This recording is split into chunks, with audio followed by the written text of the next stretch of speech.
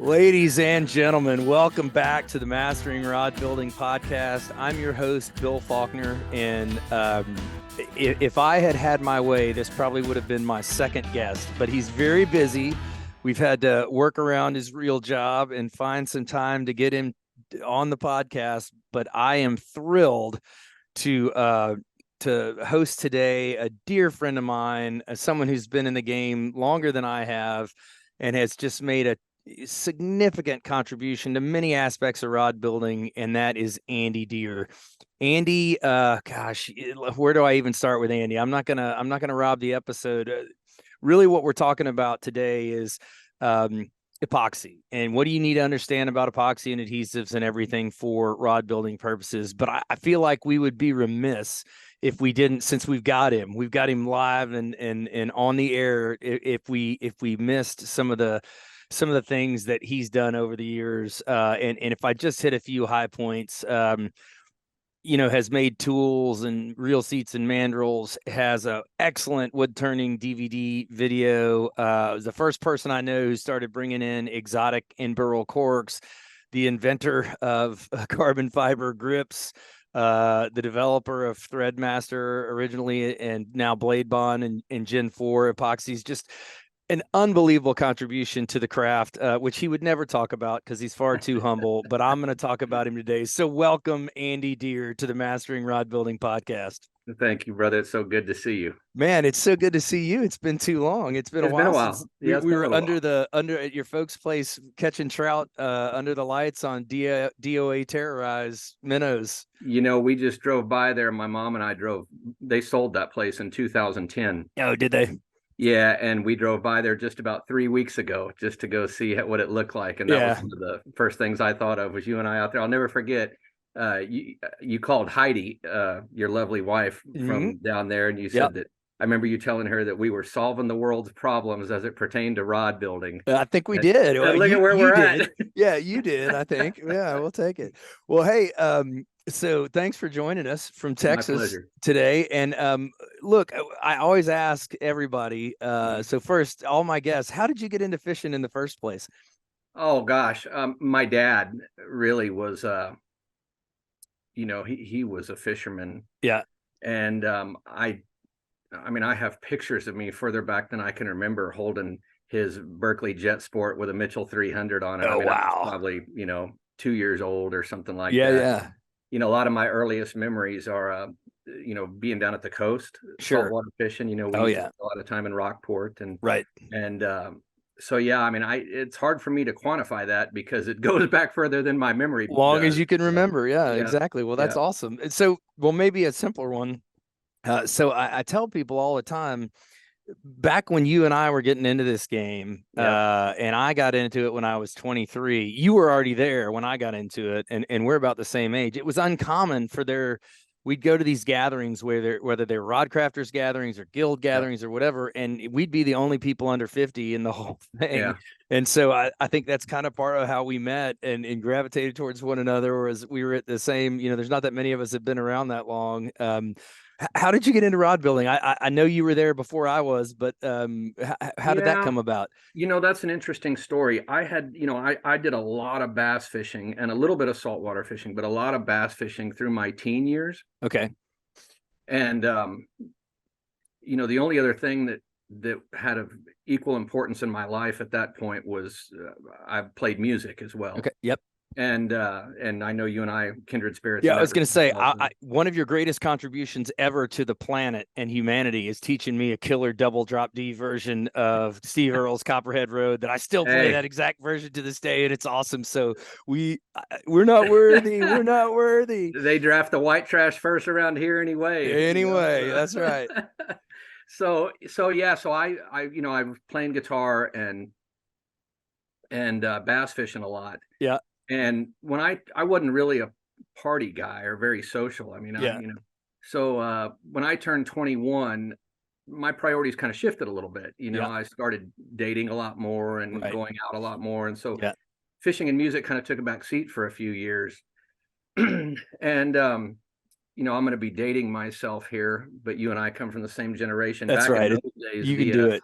the VHS videotape was king, Oh, and I yeah. don't know if you remember this or not, but 3M used to have a series called the Sportsman's Leisure series. Yeah.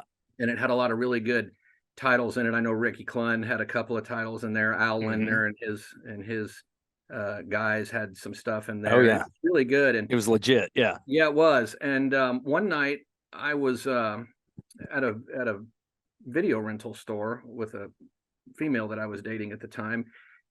Well, let me back up here. So when I decided I was going to get back into fishing, this would have been about 93. Okay. It sounds funny now. I was on the hunt for a 5.5-foot fiberglass casting rod with a pistol grip. Right.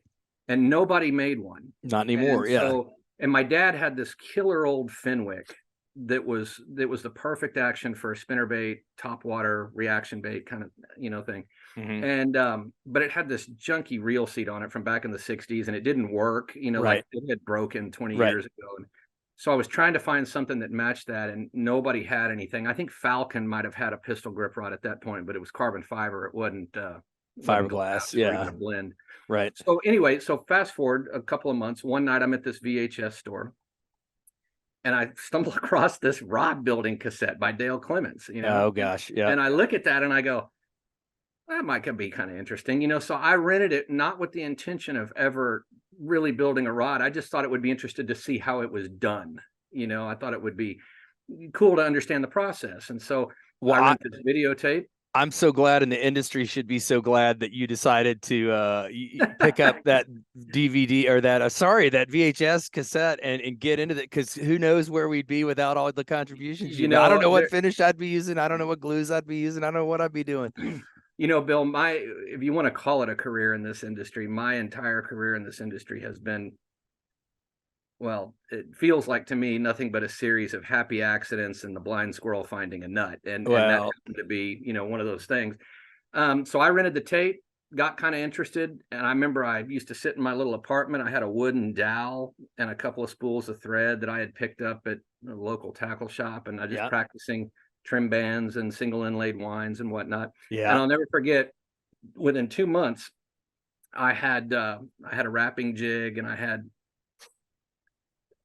all of I was real big on making my own handles, so I had a cork clamp, and all that kind of stuff. Right. And I'll never forget, the young lady that I was dating at the time came over to the apartment one afternoon, and she goes, God almighty, it looks like you're building a bomb in here, because of all the chemicals and stuff all over the table.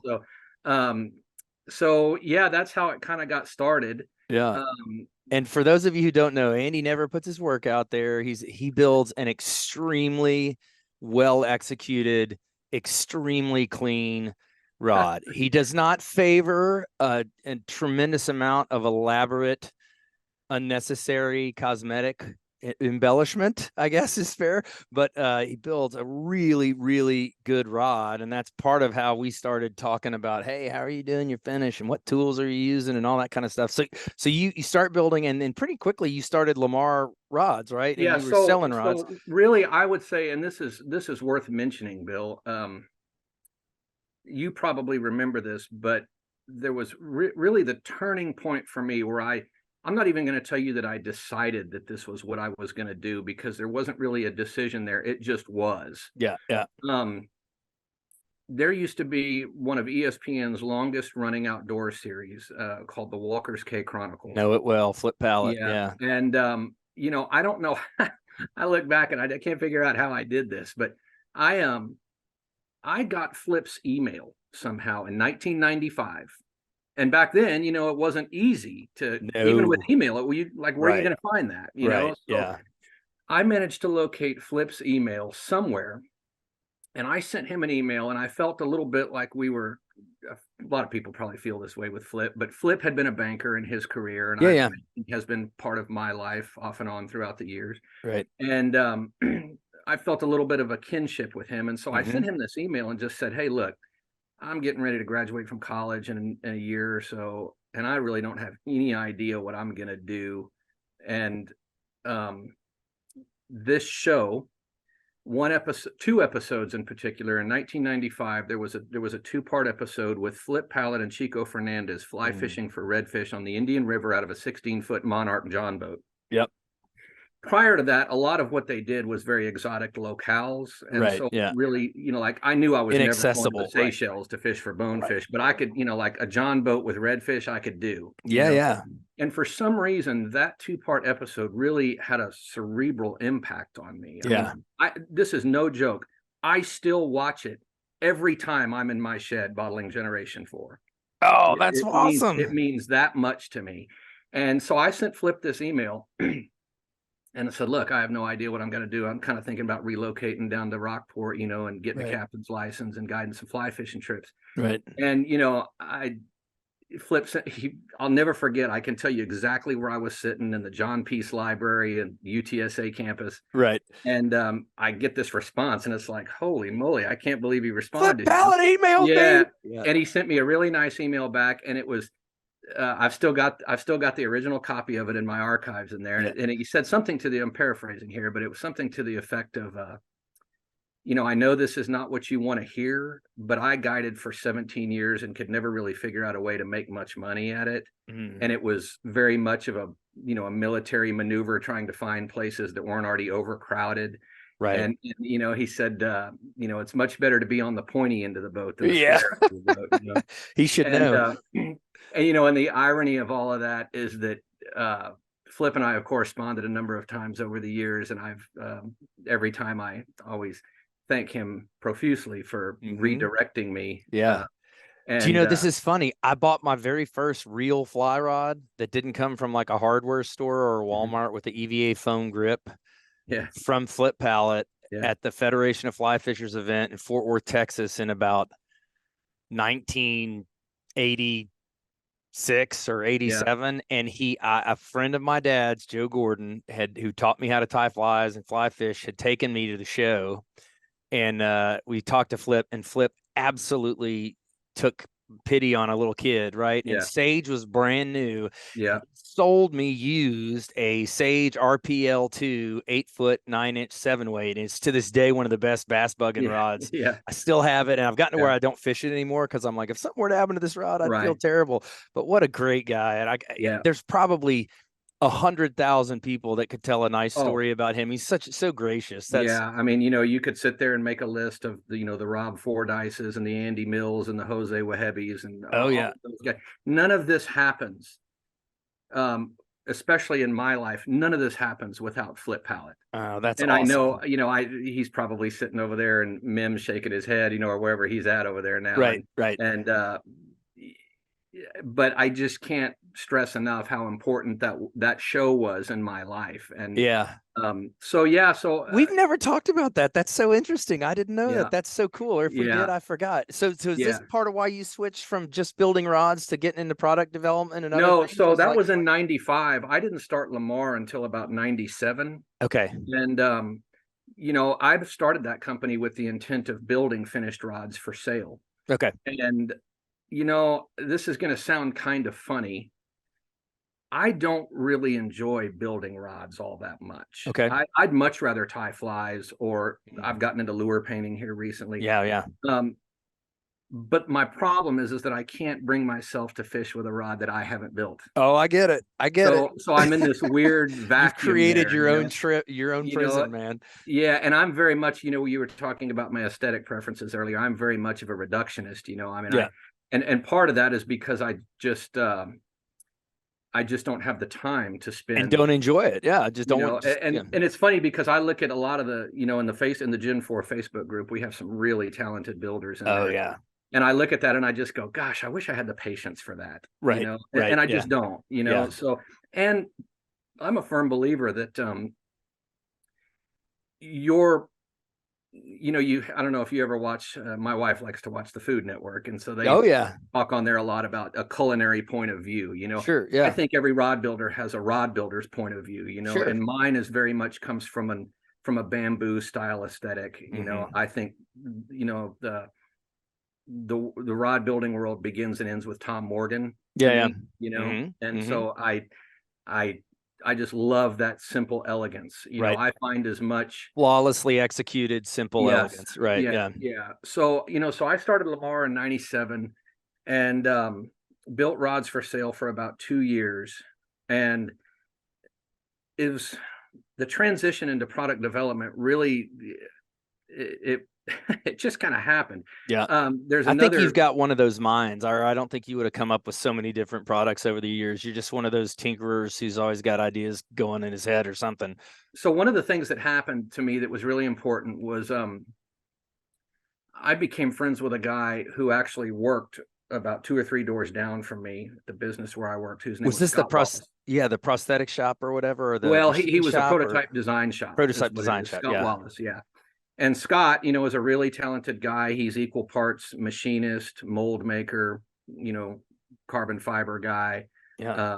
He spent 4 or 5 years here just recently redoing all of the instrument panels out of carbon fiber for some classic Porsche sports cars from the 1960s. And the funny story about that is when I went to work for this other company, my boss was kind enough to give me some shop space up front in the warehouse. Right. And it was only about a half a mile from my apartment. So I wasn't married at the time. I'd go home, eat dinner after work, come back up and start building rods. Right. And I'd be up there till midnight, 1 o'clock. And Scott was always out till midnight, 1 o'clock. And Scott likes to ride a unicycle. And so we worked on the cul-de-sac. Yeah, and get this. You don't hear that every day. He rides a mountain unicycle, not a Of standard course. street unicycle. Of course. Of but course. a mountain unicycle. And so I'd go out to take a break about midnight and have a Coke or something. And Scott would be out riding his unicycle in the cul-de-sac. And so we kind of got to know each other.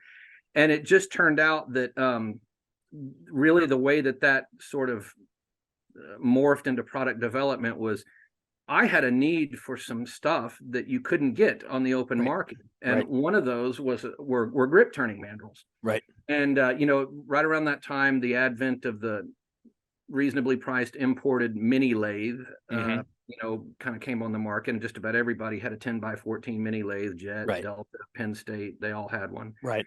And so it really opened up a lot of room for creativity. But you needed to have the right stuff, So Clemens at the time, they had what they offered as grip turning mandrels, but they never had them in stock. Right. And I tried for like 18 months to get those things. And so finally one day I went over to Scott, calling up Rose and Lincoln at Clemens, and being like, exactly. When am I going to get some mandrels? And so I walked over to Scott's one night, probably about midnight, and said, look, here's what I need. I need a steel stick with a 60-degree hole drilled in each end. And he went, yeah, no problem. So I ordered some drill rod and took it over to him, and he showed me how to do it with it's kind of funny, to make those things. All you really need is a $2 center drill. Right. But $1,000 metal lathe, right. Exactly. With it, Yeah. So he showed me how to do that. And then I used his equipment for about 6 months until I could afford to buy my own metal lathe. But, it was funny because around that time, that was around the time of the very first Guild Conclave, which is where you and I met face to face the first time. I think you and I actually met somewhere around 95. Yeah, I think I was in San Antonio for work or something. And when was it? I can't remember. No, your timeline's right. We definitely met. You and I met on the Guild board, on the original Guild board. Okay. Where I think you and I and Ralph O'Quinn. Oh yeah, Ralphie. Then, I knew we got to talk about Ralphie. Yeah, we will. Point. And then Tom Kirkman was in the mix there too. Yep. And so I had become really pretty close with Tom. Probably around 97 or so. We were corresponding and talking on the phone almost daily. Well, and you wrote a bunch of articles and a bunch of really interesting historical interviews and things. That kind of the who's who was in the industry, right? Yeah. Yeah, that came later. So what happened was when I got these mandrels up, I said, look, Tom, do you think I could sell these? And he said, dude, just buy a sponsorship on the board and get after it. Right. So I bought a sponsorship on the board, and I mean, like, I was inundated with orders overnight. Right. Yeah. It was crazy how many people wanted to learn how to turn grips and reel seats. So, so that's kind of how all that started. Then I started doing some distribution for Mike Ludeman up at WSSI. Oh yeah. he had he was really the original stabilized wood guy. Stabilizer and double die stabilizer. And Yeah. yeah, I think they're Yeah. still out there. WSSI Inc. They're in Iowa Mhm. somewhere, right? Yeah. Yeah. Yeah. I started doing some distribution for Mike around that time. You and I met for the first time face to face at the 99 Guild Conclave. And then I ended up being on the board of directors for the Guild for about 3 years. And let's see, 99. Yeah. So it was about 2001 is when my writing for Rodmaker started. Okay. And that was a result of the wood lathe stuff, really, Okay. because Tom Kirkman, and most people may know this about Tom, but he's actually a really good wood turner. Oh yeah, excellent. Really good. And Yeah. at the time he had bought a really nice one-way lathe. Yeah. And very expensive, made out of Canada, I think. Mm-hmm. And so Tom and I were always corresponding about this kind of, the potential for what could be done with a lathe. Right. And I remember telling him one time, you ought to put something in there in the magazine about that. You ought to write something about that. Right. And I remember him telling me, he said, I've got a backlog of articles that I'm working on and I just don't have time. Do you want to take a stab at it? I said, yeah, I'll try, Right. So I wrote that first 2-part series. The first part was how to choose a wood lathe and all Right. of the different specs to look for. And I bought my jet lathe after reading that article. and then the second one was actually how to turn a grip in a reel seat, if I remember correctly. I had a good friend who was a photographer for ESPN that came over and took a bunch of really nice pictures. And so we got that done. And then the writing thing kind of started because I remember Tom came back and he said, man, these were really well received. Do you want to try to do some more stuff? And I said, yeah, but I really don't want to do how-to because there's so much how-to out there. Yeah. And to me, the magazine, it was a how-to magazine, and to me, it really needed some sort of something else to sort of separate it from, just being a how-to magazine. Sure. So it's really funny the way this worked out. I remembered calling Tom from the warehouse where I worked and saying, I've got this idea, to interview some old pioneers, from the old days, and I remember him saying, well, if they're not dead and you can find them, give it a shot, So this is pre-current internet. This is kind of like finding Flip Pallet's email. You it's so funny, track Bill, these people down, right? Yeah. It's so funny, Bill, because I remember I walked into my office and I typed in Jim Green, Fenwick rod designer. Right. And let's back up here just a second. So in 2001, you and I went to the 3rd Guild Conclave together, and Gary Loomis happened to be there. Yes, I got to drive him around. It was a highlight of my life. You remember we all went to dinner. It was me and you and Gary and Tom, and Gary's wife was there. Yeah. I think we went and ate barbecue. We did. We ate barbecue. I don't think that place is there anymore in Nashville, but yeah, I remember it well. It was like one of my favorite dinners of my life to that point. Yeah. So Gary and I sat down at the end of the table. And we got involved in this long conversation about rod building history. And we were talking about Russ Peak and Ferdinand Claudio and all of these, Don Green from Sage fame and Jimmy and who was the people down in Texas, in Houston, Bullard. Didn't you interview him too? I did. Yeah, but he wasn't really a manufacturer or a designer. He was a distributor. So so anyway, I remember specifically asking Gary if Jimmy Green was still alive, and he said, yeah, I think he's living up on the Snake. Okay. And I thought, okay. And so when I came up with this, when Tom and I discussed this idea of doing a bunch of historical stuff, I go into my office, I sit down, I type in Jimmy Green, Fenwick rod designer, it comes up 1006 Snake River Road. Oh. And I go, that's spot on. Yeah, it's gotta be the guy. Yeah. So I walk back out in the warehouse and I dial the number and he answers the phone. I said, yeah, I'm looking for Jimmy Green from Fenwick. And he said, that's me. Oh man. Said, man, you have no reason to oblige me, but I'm trying to get started in a writing career and I'd really like to do an interview with you. And he said, how's Thursday at 9:00? And I went, I'll call you then. Sold. So, and that was really one of the highlights of my career because Jimmy and I became, I wouldn't say we were good friends because he didn't really live much longer after that. Right. Yeah. He was alive for maybe about 2 years. Yeah. But we stayed in touch, as I did with all of those guys. I mean, Press Pal, I was in touch with Tom Morgan up until just weeks before he passed. Yeah. These are luminaries in Yeah, the yeah, yeah. blank, big, yeah. Yeah, and I think the only ones that are still alive out of that are Kerry Berkheimer is still kicking up in Washington. I spoke with him. It's been a few years, but Yeah. and I think Tom Dorsey from Thomas and Thomas is Yeah, still. yeah. But Press Powell, when I interviewed Press, I mean, he had cancer, and Yeah. and I still have this really cool collection. I think I told you. I actually bought a domain name and I'm trying to get all this stuff up there. I just don't have the time to do it. But I've got a lot of really neat stuff that Press Powell sent me that the world has probably never seen. Newspaper articles that are 75, 80 years old about the first guy to ever use the double hull in a competition. Oh, wow. Yeah. Just cool stuff like that. historical. Yeah. Yeah. And Press was a wonderful guy. All of those guys were. I mean, Dick Cantner was just as kind as he could be. Right. I got to be pretty good friends with Dale Clemens because of that. Mm-hmm. Gosh, I'm trying to think of who else. Gene Bullard. He ended up. It's kind of funny because when Tom was the one who found Gene, I remember I was standing in my kitchen. Tom called me up and said, "Man, I just got a phone with Vic Cutter. Gene Bullard's still alive," and because we all thought Gene had been dead for years. Right. He like dropped off the face. Yeah. Right. I can't be too critical of him of that because I did the same thing in 08. I was gonna leave it out. Yeah, but Gene, I'll never forget. Tom said, "Yeah, Vic said he's living in some retirement community in the hill country of Texas." I said, "Well, Tom, I live in the hill country." Right. Yeah, that's close. So I get in the phone book and there's Gene Bullard in Kerrville, 23 miles up the road. Oh yeah. And so Gene and I kind of got to become friends, and right. But yeah, all of those guys were.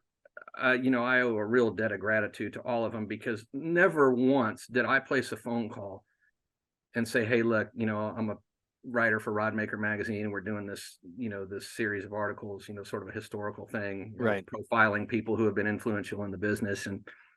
And not one of them ever even blinked an eye and said, "I'm not sure about this. You really don't have a lineage as a writer." Right. They just said, "Heck yeah, let's do it." Yeah. And it's really the only kind of compilation of these things. And so if you're interested in these articles, they are the ones that ran and published are available in back issues of Rodmaker magazine. Yep. Along with a number of other articles that are not interviews, that are more how-to and technique-specific articles that Andy's done about wood turning, about carbon fiber grips, about finishing and other things.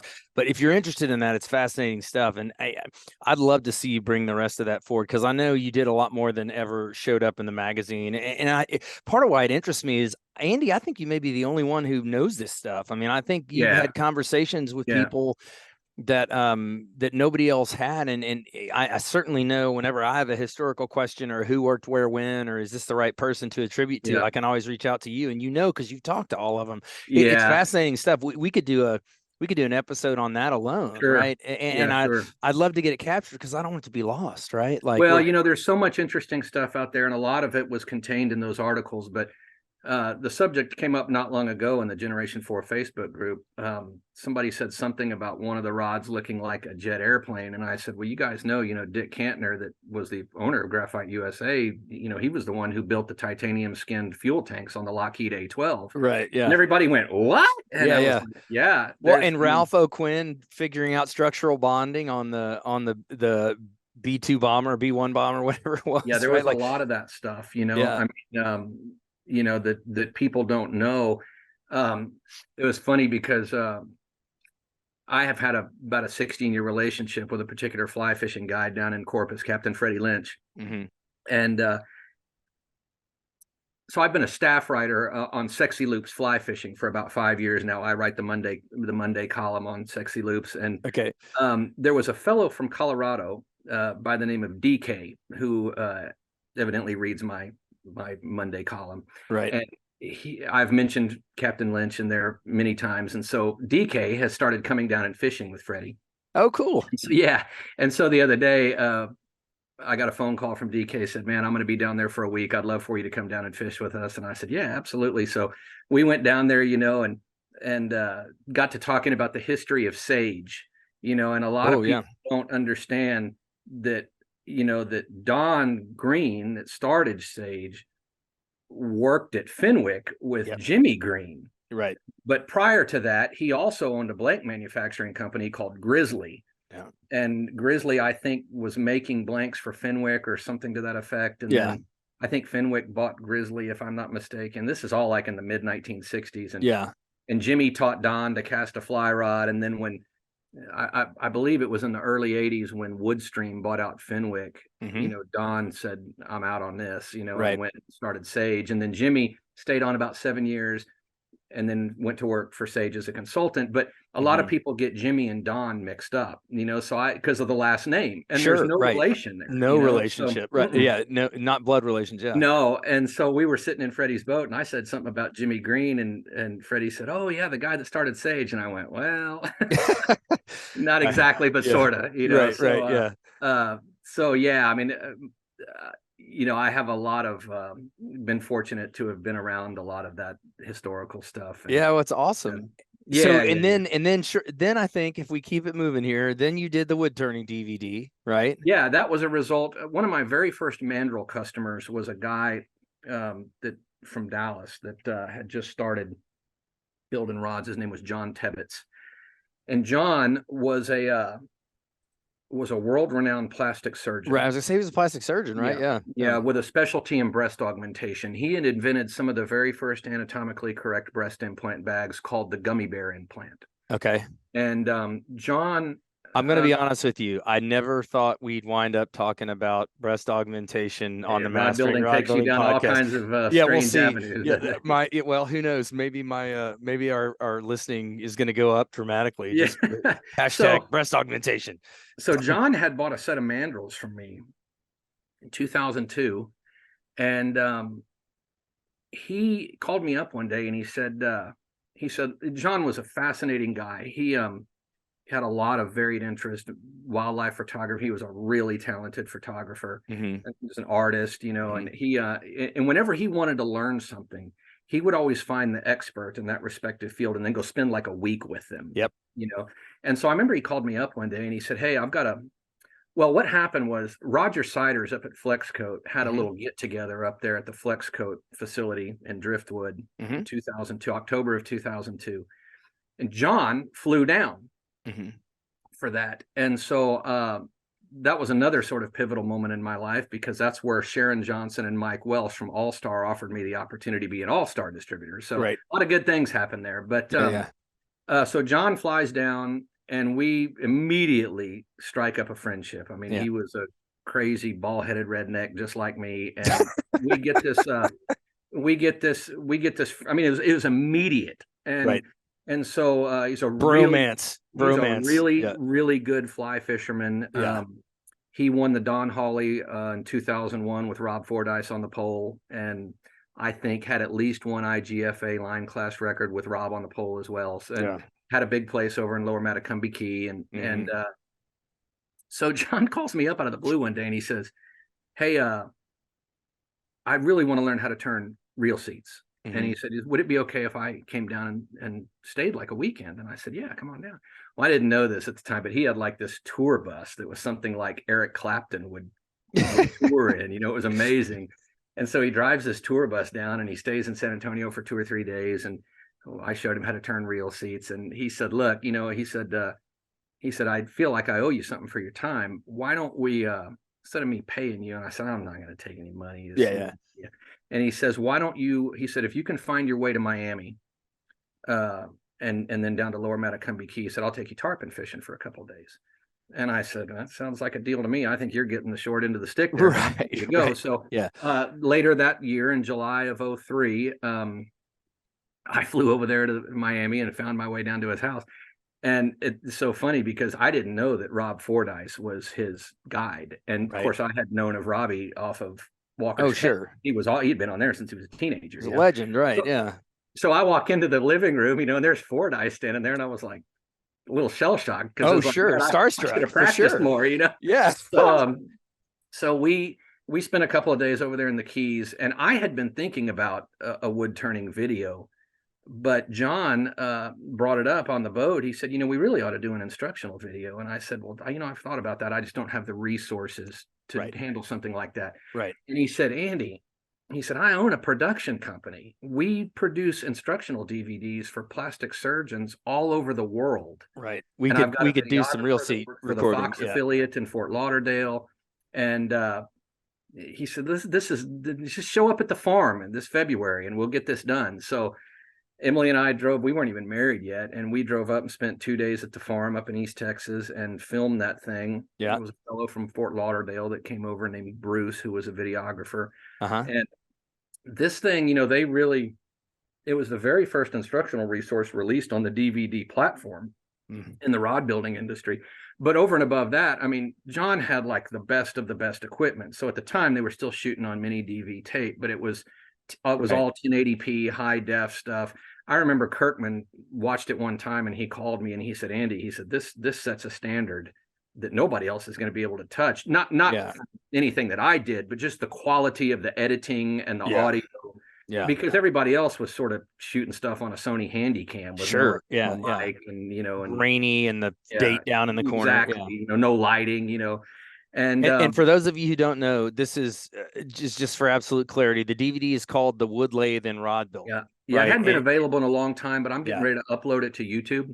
Perfect. Yeah. Well, it's the resource for wood turning for rod builders, in my opinion. And I have seen a lot of people demonstrate and teach these techniques since then. And Lance Dupree does a really nice job specifically with acrylics, but yours is still the definitive guide. So if you're interested in turning highly figured wood for rod building purposes, that's great news that you're going to put it up on YouTube. People should check it out. Yeah. So, the unfortunate thing is that, John became probably one of, if not my best friend, for the better part of 20 years. Yeah. And unfortunately, he passed away it was March of 2021, 2022 or 21. He's been gone about a year and a half now. Yeah. And very influential person in my life, both personally and professionally. Sure. That was a great loss. Not just John was a really good fly tire. Yeah. He was kind enough in 2018 to gift my son, who likes to tie flies, who's also a very good fly tire now. Yeah. I have a bag full of his bugs. Yeah, and a really good fly fisherman too. But he's cut more Grand Slams than I have on the fly.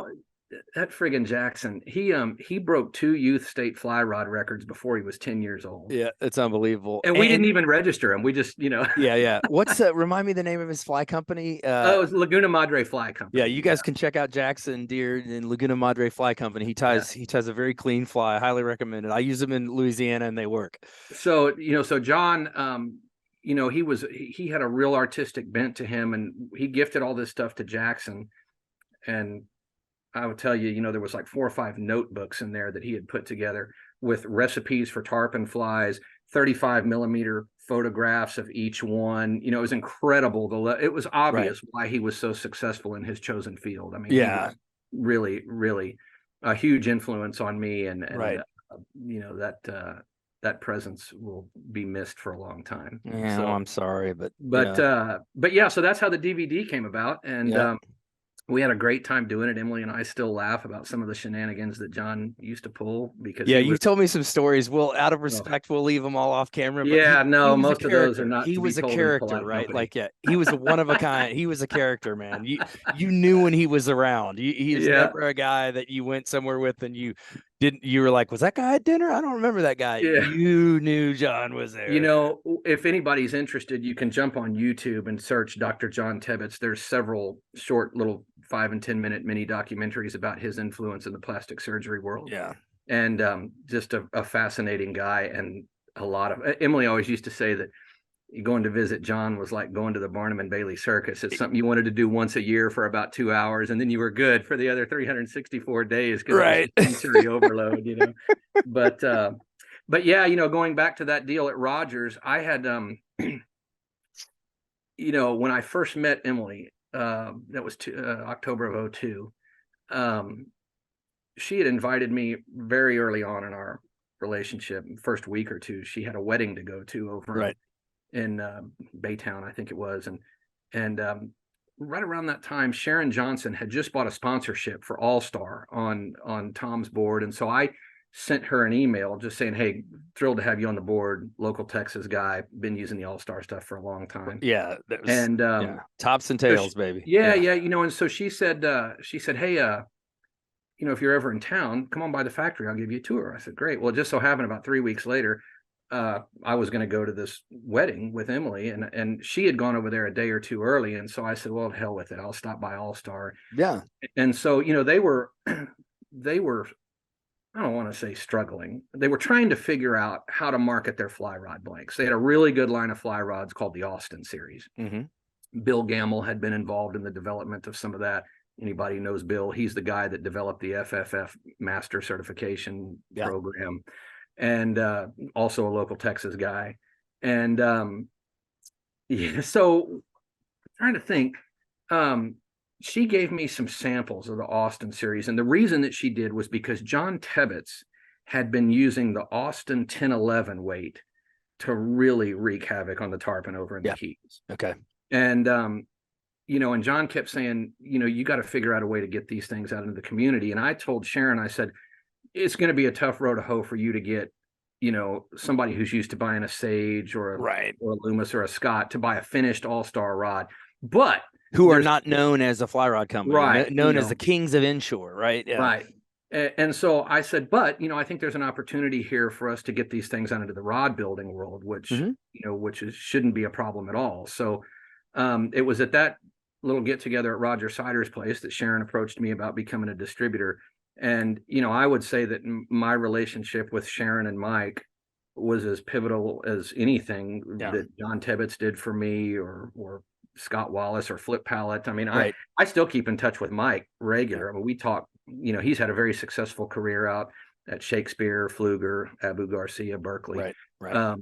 And Sharon has since retired, and I hear from Sharon about once a year, twice a year. But Mike and I, we correspond 3 or 4 times a year, something like that.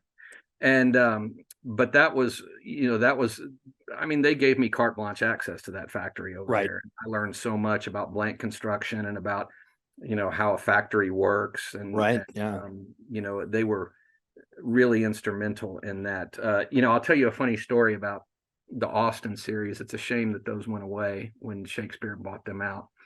When I was with Rob and John over in the Keys, John had an All-Star 1011 that we fished with, and we were sitting there at lunch one day, and Rob told this story because he had been with Sage for a long time, and he told this story about how Sage would do product development on new rods. They would send them 4 different butt sections, 4 different mid sections, 4 different tip sections. At the time, they were doing a lot of 3-piece stuff. You know, the RPLXI, I think, was And so they would send them, and all of these would made up.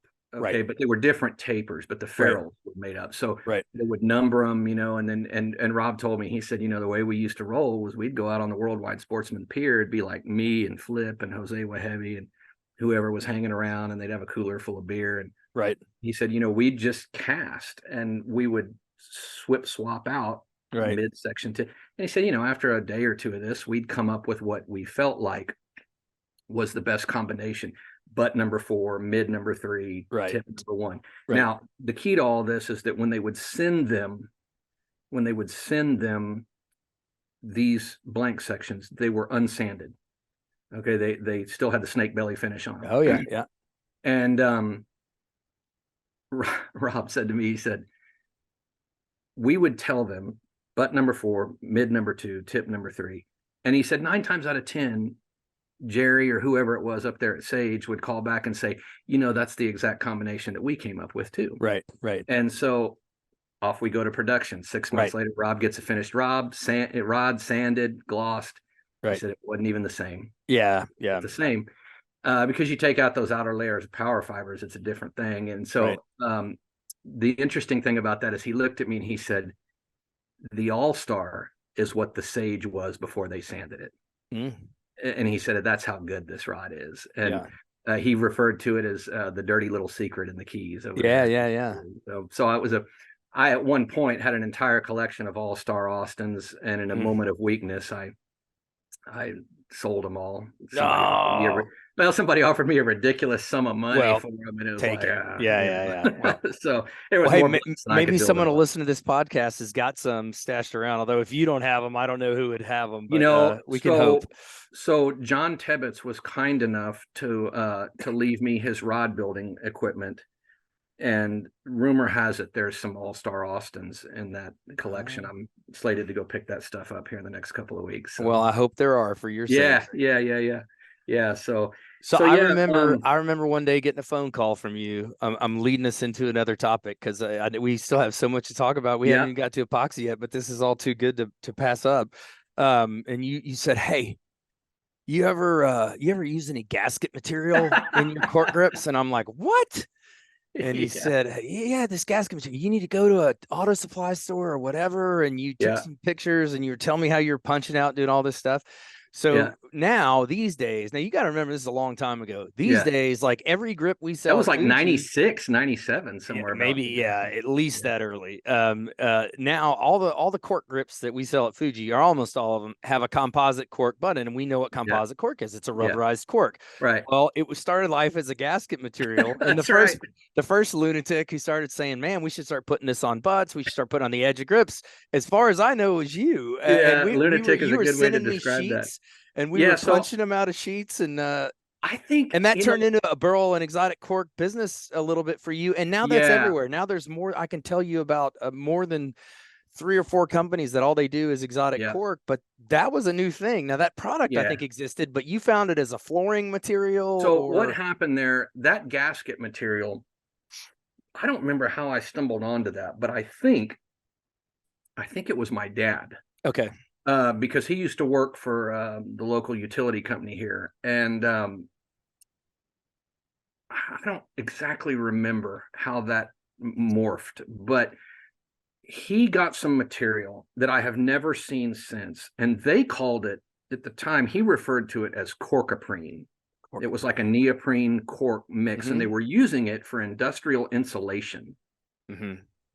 But it wasn't the dark material like you're used to. This almost looked like natural cork, but it would come in sheets, and it was really durable. It was incredible stuff. And so I don't remember how he came up with that or where we got that from, but it was scrap that he had commandeered from somewhere. Yeah. And then I just started exploring. All right, well, if there's this sort of hybrid modified cork material out there, what else is out there? And so we figured out that you could go to a gasket supply shop, and they had like scrap piles back in the back where they would cut gaskets for engines or whatever, and then they'd have these little pieces that they couldn't do anything with, but they were perfect for what we were doing. So so my dad, after he retired, he'd roll out at 8 o'clock in the morning, and hit the gasket shop and come back with half a truckload full of stuff, and all different densities and all different constructions. And you mailed me some pieces, and I think I still have the original pieces, some of the original pieces in different thicknesses that you mailed me back in the day. So it's funny. I ran across a picture that you sent me probably in about 1998 of a spinning rod that you made, and you were fishing with one of those spin fly lines. Oh, I know exactly. It has a little thin little between every cork ring. Yeah. And it was a really nice picture with a brown trout and this rod you had done like sort of like I was doing, like just alternating natural cork with a 1/8 inch piece of gas, sort of a tiger stripe kind of thing. Yeah, exactly. And I still got the note that you wrote me with that, I still got that rod. Comfortable handle or something. Well, it's funny. A good buddy of mine that I fish offshore out of Orange Beach with a bunch, Captain Gary Farrow, he does a lot of freshwater stuff too, and he'll kind of go. He gets invited to go on crappie trips and different stuff, and he's like, "Hey man, we're gonna go crappie fish. You got?" And I'm always like, "Don't go buy a rod. Like borrow something from me. I got a million rods." Right. And he went crappie fishing this spring, literally this spring.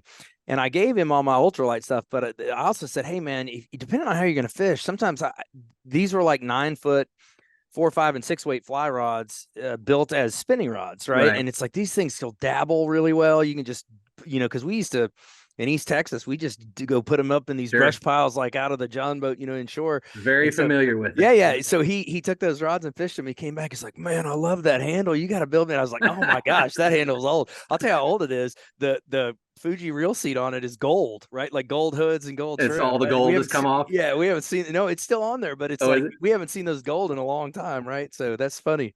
So that kind of morphed into, that was in 2004 when I started with that material. I started exploring some alternative cork materials and stumbled across this company. I think they were in Pennsylvania that was making really highly figured floor tile.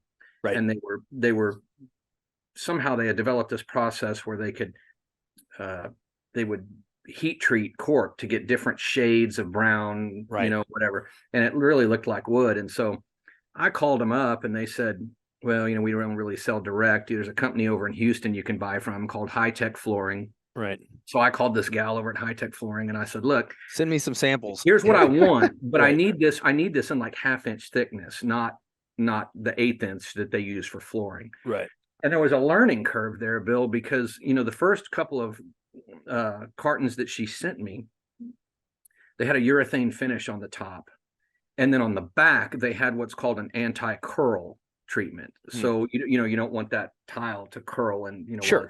Yeah. Transit or whatever. Right. So I ended up having to sand all that stuff off. Right. But, so she was so sweet. I wish I could remember her name, because at one point, about 6 months into this project, she said, look, you really need to be buying direct. Here's the owner's son's name. And his name was Rob McKee. And so I called up Rob and he said, oh, I get this a lot. It's the only way I've ever been able to make any headway in the rod building business is right. I just happened to get in touch with somebody who goes, oh man, I love to fly fish. This sounds like a great project. Let's do this. Let's do this. Like under normal circumstances, they wouldn't touch this. Yeah, it's not worth their time. They like to fish, So, so Rob and I, we had 4 or 5 different patterns of that stuff that we sold, and I named each one of the patterns after for the Texas Bay system down here. Right. And I had this little system where I had a carbide tipped hole saw, and I would just stay out there and punch them out, punch thousands of these things out. Yep. And the stuff that's sold on the market now, and that original exotic burl material, which I know you're familiar with, very.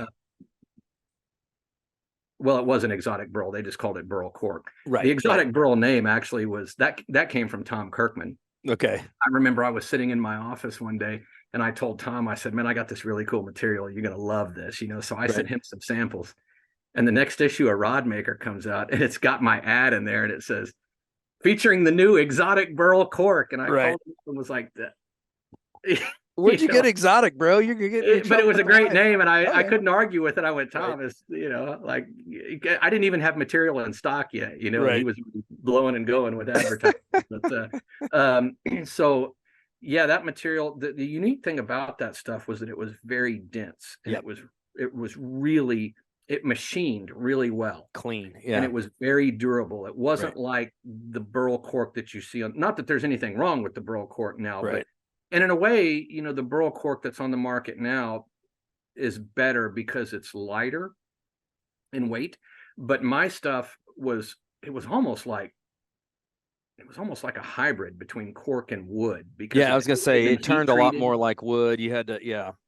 It was, and it had some weight to it, but you could use that to your advantage if you had a tip heavy blank or something. Sure, right, all kinds of ways to, I used to do some things like. I'd take a 1 1/4 inch ring and bore the middle out of it about 3/4 of an inch. So there was this big giant hole, and then throw some foam in there, foam arbor in there. Bring down the weight, there's all kinds of ways to work around that. But, that was and at one point we actually had them make us that stuff in 1.5 inch blocks. So you didn't even have to glue up rings anymore. Right. Yeah. It was just like a stick of wood, and I would pre-bore those turning blocks with a 3/8 inch drill bit or whatever. And it was a cool material. I don't know if it's still there or not. So a whole lot of burl cork is, and its acceptance is wide now. So again, I appreciate very much you being a dabbler and sort of leading us all there in the first place. Steve Wan and I talk about that from Oh Fugu. yeah. Yeah. I know Steve You know, well. because Yeah. he's real into the burl cork, you know, Right. and he said something about burl cork, and I was like, brother, you don't know burl cork until you've been breathing that crap for 12 hours straight out in the 200 square foot shed, you know, In 100-degree heat, for yeah, 10 days in a row. yeah, Yeah. Yeah. 100% humidity down here in South Yeah. Texas. Oh yeah, Yeah, absolutely. Yeah. yeah. After that, you know, I mean, that's kind of when the carbon fiber thing I was came gonna along. say that's where I was going. Can we talk about Yeah, my very, very favorite? So you call me one day, true story, and say, "Man, I'm playing around with something. I think it's gonna be unbelievable." yeah, And you proceed to tell me this long story about, I want to say, your prototype modeling buddy at the shop. You were still working for yeah. the cash register Yep, distribution company, yep, and that guy was still your neighbor, and y'all were always collaborating, doing interesting things, yep.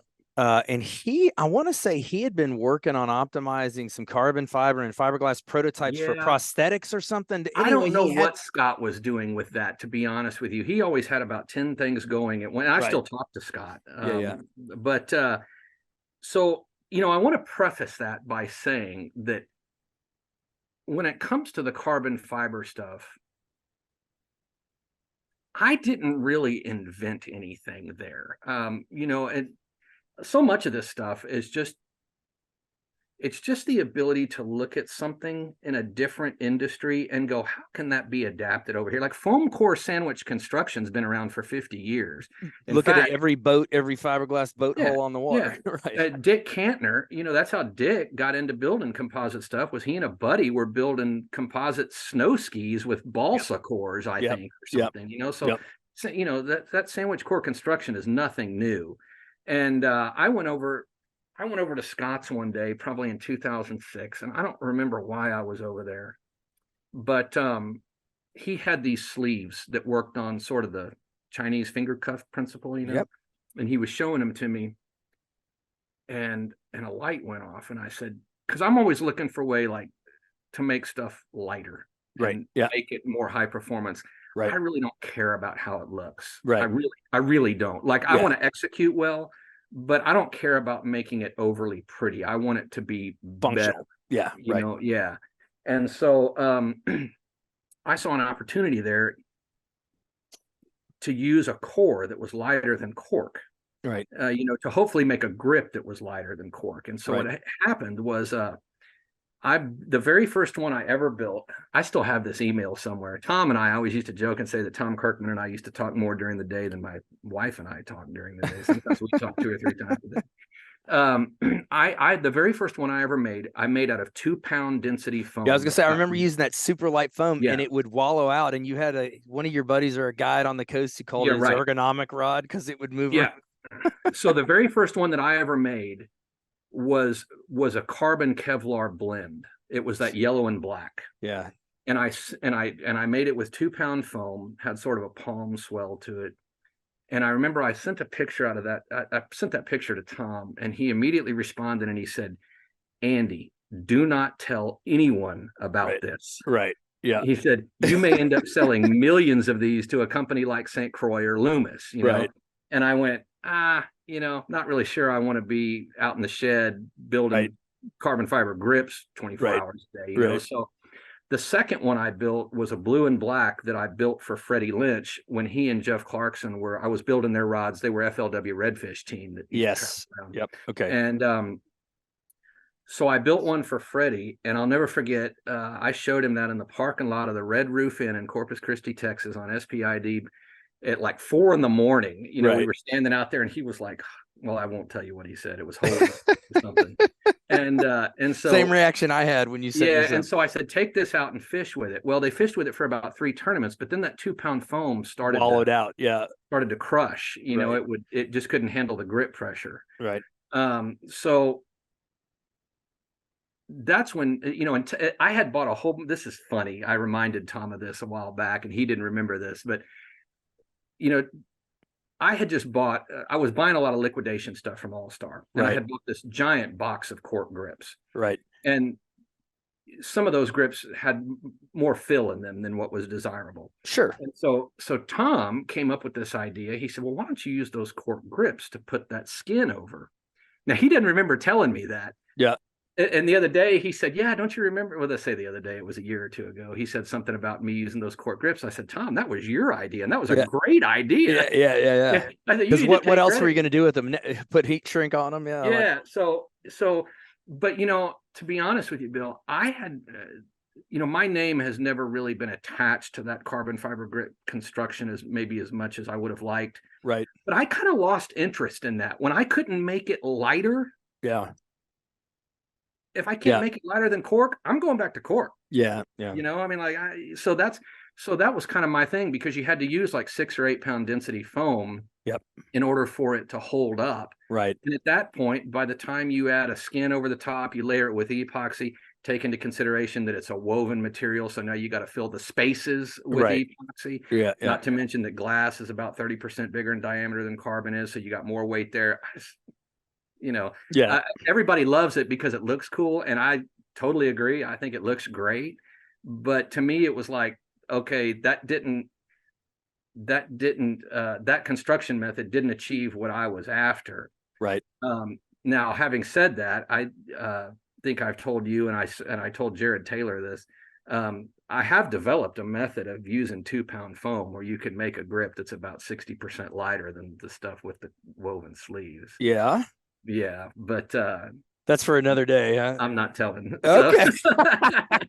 Good for you, man. You don't know everything to us. That's good for you. But yeah, so I'm tickled to death that Tom really took that ball and ran with it. I did write. You guys wrote the articles. You published it in Rodmaker magazine. Yeah, and that was the I wrote first the time. article for that one called "Aerospace Meets Angling," and then after that, I kind of got away from it. It wasn't purposefully. It was just like, okay, that didn't achieve what I wanted. If the guys want to make that because it looks cool, have a nut. Right. I think that's great. Right. But that's just not me. But yeah, that procedure, and Scott Wallace and I talk about this all the time. I mentioned something to him about a year ago about carbon fiber grips. I said, you're really the one that was responsible for that being so popular in the rod building industry. And he looked at me and said, and I've made so much money off of it. Exactly. Exactly. Couldn't buy a cup of coffee with it. Well, on behalf of all the rod builders everywhere, I really appreciate you sharing it, because I do like them, and I do think they're functional in after a fashion for certain applications, and I use them all the time. So, and I tell people all the time, everything I know, this is all Andy's fault. And then also Captain Mike Peterson at Riley Rods, he figured out some ways to produce them in higher volume with real consistency that helped me out a lot too. But we had to talk about it because it's one of my favorite things in the world, and I run into people all the time who don't know that's the origin of them. So if you understand some things, and I'm by no means an engineer, sure, even close, but if you understand a few basic things about laminate construction and some other things I'm not willing to mention, but it's basic stuff. It's basic stuff. If you're willing to experiment and thinking a little bit outside of the box, there are ways to use 2 pound foam. Yeah. You and I share a mutual friend in Jared Taylor. Absolutely. A couple of years ago, I had a split grip that I had made with this technique with 2 pound foam, and I set it on a digital scale. Well, first I put a piece of cork on there, and it was like, let's say 0.75 ounce, Right. I took a picture of that, sent it to Jared. He came back and he said, "No, what is this?" And then I took a picture of the carbon grip that I had made and put it on there, and it was like 0.26. And he just went, "Oh my God." Yeah. So I just, I don't know, man. I'm always have these crazy ideas floating around in my head about keep doing it. Keep doing it. So I just don't have the time to entertain them all. So, speaking of great ideas, another major one, and I promise people we're going to get to talking about epoxy. So you are the one who developed and worked with a formulator to develop Threadmaster, and at the time it was the first purpose-built rod building finish that wasn't just another product. Well, it was a purpose-built. You were a builder, I wouldn't go you that were looking far. for specific qualities. You sort of went through a bunch of prototypes. You developed a regular and a light. No. That's so we need to give Ralph credit, really, because Ralph O'Quinn, Ralph O'Quinn from Trondac really was the first guy to. He really formulated, because Ralph was a formulator. He was. Yeah. he was really the first one to do what he felt like was a purpose-built epoxy. Well, and that's probably Duragloss for. Yeah, well, it was Or, that he had that other one too that I can't remember. Do you remember he used to send us all kinds of crazy samples of stuff? all the time. And I'd Yeah. get these bottles that were like solid, and he'd say, "Well, you got to microwave Put it that in the for microwave. 47 Yeah. seconds." And I'm like, yeah. So, but So and I real had quick, those, so Ralph is now passed, but yeah, Ralph is a chemical engineer, and yeah, Ralph worked on several projects right after, I guess, World War II, with Boeing. yeah, And one of his really signature things that he did was what ended up becoming the B-1 bomber, I guess. They were having trouble with the design of this plane, which had incredible range and incredible payload and all this kind of stuff. Too many rivets. They couldn't make it work. And he figured out how to structurally bond the airframe and the wings. And it literally got that project up off the ground. Him and his team, he would defer and yeah, not give credit. right, Since subsequent to that, when he retired from Boeing, he was still up in Washington, and he started selling that product as rod bond. Basically, he optimized it, tweaked it a little bit for yeah, rod building, and then you're right, he did do some design. And so Permagloss, which is a really good urethane one part moisture cure finish, was from him. Duragloss and some of these others. So yeah, he was a little bit yeah. of a mad scientist, and I like to think that's kind of what got you interested in epoxies, but I don't know if that's true or not. No, that's a funny story. So I'm gonna show you something here. Okay. I like to refer to this as For those of holy you who are water. only listening, he's unbuttoning his shirt. Yeah, He's taking off his. No, I'm just kidding. I like to refer to this as holy water. Okay. Oh, he's got. Oh my goodness. Is that That is 811? probably the last remaining bottle Is that of 811? Gudebrat 811. Yeah, he's holding up a bottle of Gudebrat color preserver number 811, which is like the holy grail Yeah. of substances, elixirs. So we can segue into epoxy here. This is going to be a little bit. I'll try to make this as short as possible. But when Gudebrat discontinued that material, I think that was about 2003. Okay. Um, I kind of thought, man, if I could, and I don't use color preserver, which is what is Right. so stupid I about don't all either this, much, but yeah. But I kind of got to thinking, boy, there's really no worthy successor to that Mm-hmm. to that material. Mm-hmm. And so I started a hunt for understanding what made color preserver work. And 20 years later, I think I've got a pretty good handle on it. But Yep. so I started looking for color preserver, and it just started out like I would go to craft shops and I'd try like Mod Podge or whatever that stuff is. Right. Yeah. Yeah. I know exactly what you're talking about. Yeah. Stuff like that. It became pretty apparent that that wasn't gonna, like Bill Stevens always used to say, oh, watered down Elmer's glue works good, or hard as nails nail polish works good, and that's Right. okay, but it wasn't nearly like what this was. Yeah. Ralph was convinced that Gudebrat 811 was a hybrid urethane acrylic mix, and that is incorrect. I'm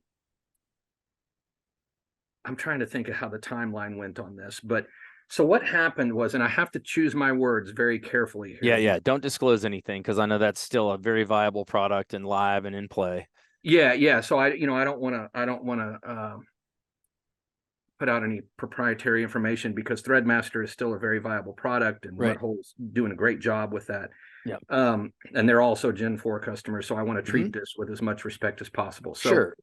So what happened was I started trying to call chemical manufacturers, and I can tell you exactly where I was, almost down to the time of day. It was about 3:00 in the afternoon on the corner of Kings Ranch Road and Highway 16 in Pipe Creek, by God, Texas. Approximately.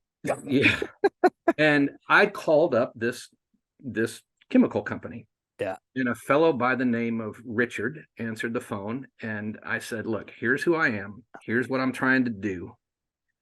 And I work in the fishing rod business. And he said, oh, well, you need to talk to our chemist, because he might be able to help you. And so he transfers me over to a guy named John.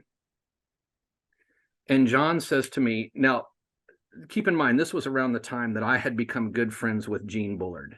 Okay. And Gene was really trying desperately to get back in the finish business. He had approached me. He had a sample of what I guess is now being sold as Diamond 2. It wasn't the original Diamond 2. I believe that material was formulated by a guy named Brian Schoik up in Washington State. Okay. Was kind of what I heard through the grapevine. But this material that Gene had was not the original Diamond 2. And so I kind of, we had become good friends, and he was really like, I really want you to be the guy, you know? And I said, let me think on it. I didn't really want him. I told everybody, man, Siders owns that business. Right. Flex coat is a good product. Right. You know, I'm like, there's no reason to reinvent the wheel. And everybody goes, well, yellow's bad. Yeah, well, they're all going to do that eventually. Right. You know? Right. So, yeah. So I was very much so when I got in contact with this fellow John up at this chemical company, he says, well, look, he says, I got a deal for you. He says, I've got a guide wrap finish here that we've been trying to get on the market for about 2 years, but we don't know anything about the fishing rod business. Right. And I said, well, what are you getting at? And he said, well, I'll make you a color preserver if you sell our guide wrap finish, help us get it out on the market. Huh. And I said, John, I'm not interested in that. Roger Siders has got that wrapped up. Flex coat's a good product, been around for a long time. Good people too. Ask Ralph O'Quinn. It's very hard to make inroads into the flex coat business, you know. Right. Yeah. And and he said to me, he said, well, you know, he said, we really need somebody. He said, why don't you just let me send you a sample? And I said, John, I'm really not interested, you know. And he just kept, you know, and finally wouldn't let it go. Yeah. He wouldn't let it go. So he sends me this sample. And so I go back over to Gene Bullard's house a couple of days later, and Gene says, well, take this Diamond 2 and see what you think about it, you know. And so I kind of decided, okay, now's as good a time as any to run a comprehensive UV test. So if memory serves me correctly, I did Gene's Diamond 2, aft coat. You remember aft coat used to have aft coat. It was a 2-to-1 mix. Sure. Yep. Glass coat was still on the market at the time. I'm not sure if Tom was doing that or if that was a Rich Garbowski thing, or I don't know. I don't remember. But glass coat, flex coat, and then I did what the product that this fellow John had sent me. And dude, it wasn't even close. I mean, like, it was not even close. Yeah. I mean, the flex coat stuff, I yellowed in about 3 days, and then Diamond 2 wasn't far after that, and glass coat was about the same. Aft coat actually did fairly well. I just didn't like the aft coat because it was a 2-to-1 mix, you know, which you wouldn't think that would make life more difficult for some people, but it does. Yeah. And so the Threadmaster stuff just wiped the floor with everybody. And so I called John back and I said, hey, you remember me? I told you I didn't want to sell your finish. And he said, yeah, it's pretty good, isn't it? And I said, really I changed my mind. And he said, well, let's get it on. So that's what we did. And so high build came out first. About a year later, we came out with the low build. And then and throughout the 3 years that I was involved with those folks, and they were so good to me. Yeah. I mean, another sort of Sharon Johnson, Mike Welsh all-star situation where my career goes nowhere without John and Richard, you know. And so we worked for about 2.5 years on Color Preserver, and finally came out with a product called ChromaSeal that was, although it wasn't quite as good as the Holy Water, it was, you know, this is a 10 out of 10. ChromaSeal was probably a 9 out of 10. You know, it was really good. And that was how that sort of evolved. In 2008, 2007, somewhere thereabouts, and you think I'd remember, we found out that Emily was pregnant. It's 2007. Yeah. And that was, as I'm sure you went through with Liam, you know, it changes things, your perspective. Oh yeah, absolutely. And so, you know, I kind of decided that I was going to try, you know, to phase out of this a little bit. And, you know, I wanted to be a really present father. You bet.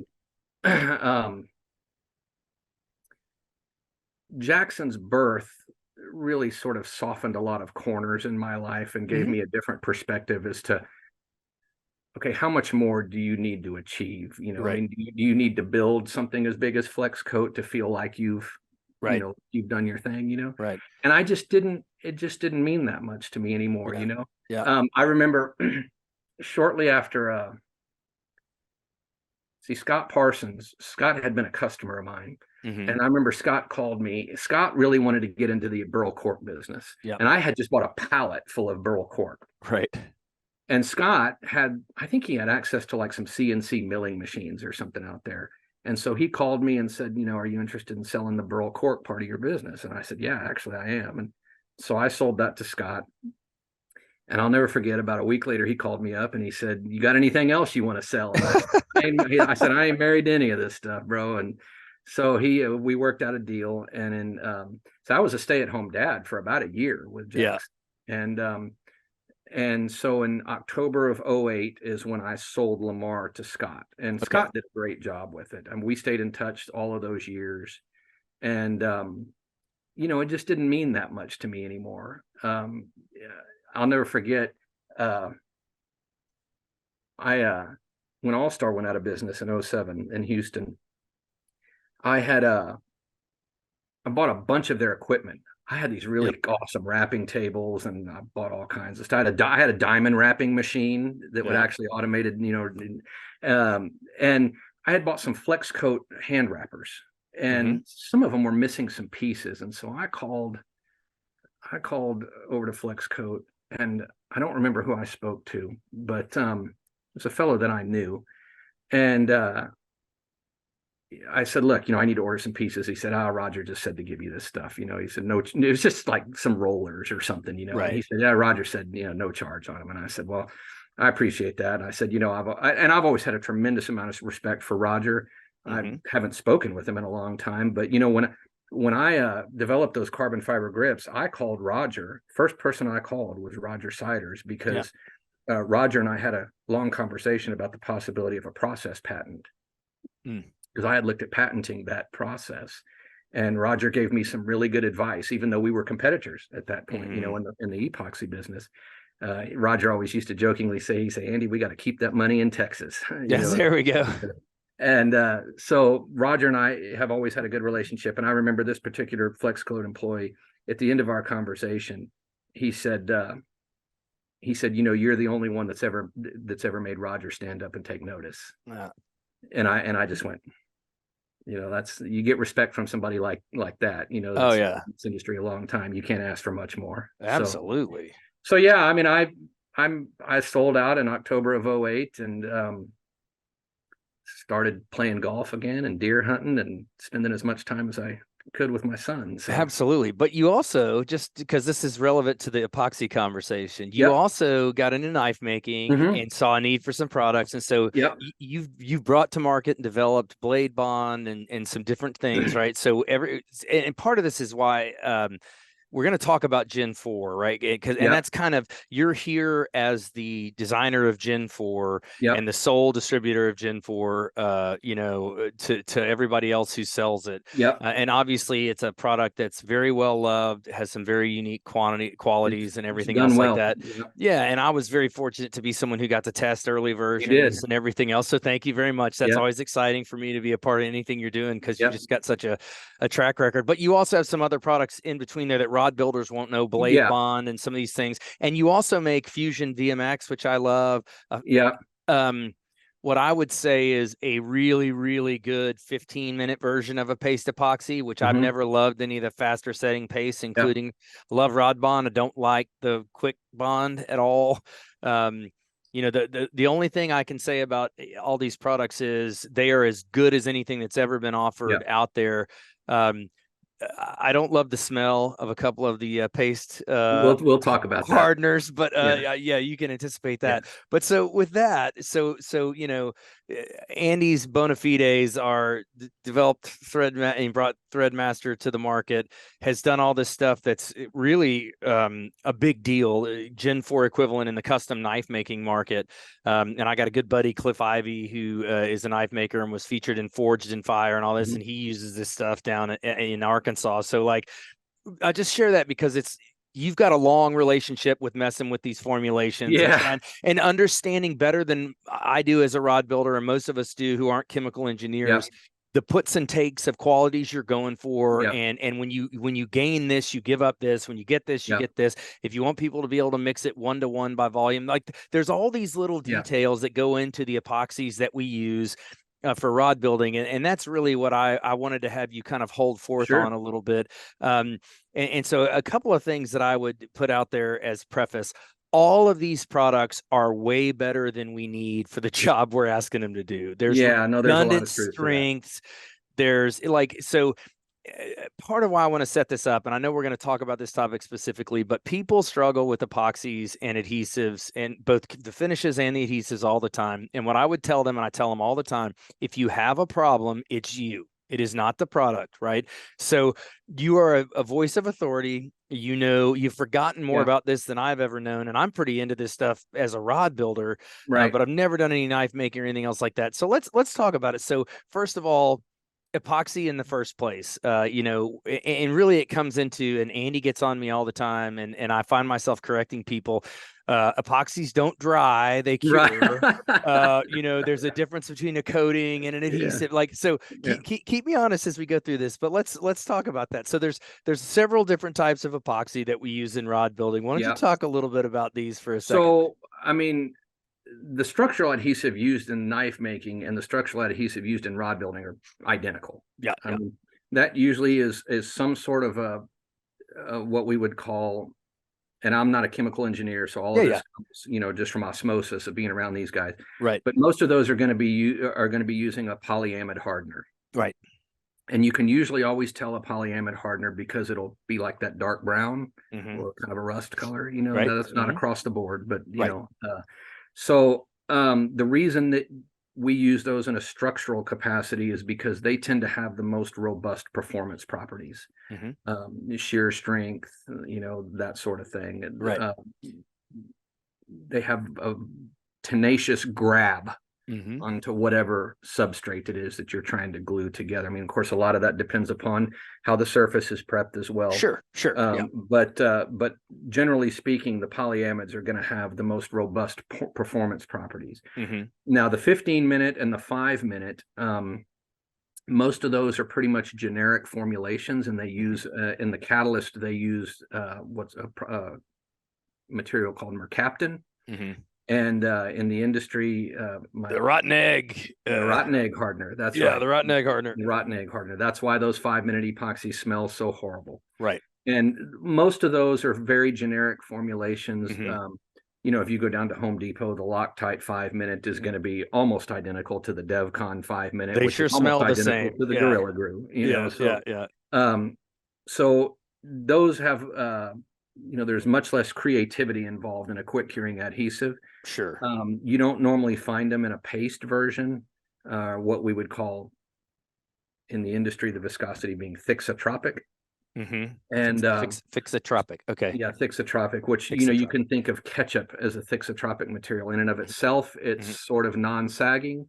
You agitate it a little bit, it'll slowly run. You know, then you could have a completely non-sagging material like Rod Bond would be completely non-sagging. So so that's the basics of what we would use. Those two things in the rod building industry, you would either use a mercaptan based quick curing like Lance Dupree. That's all Lance has used forever is 5-minute epoxy. Right. Now he's using my 15 stuff, but you know, Lance is building hundreds of rods a year. Yeah, he can crank them out. Yeah, and does nice work. So the difference there, we sit there and talk about the polyamide material having more robust performance properties.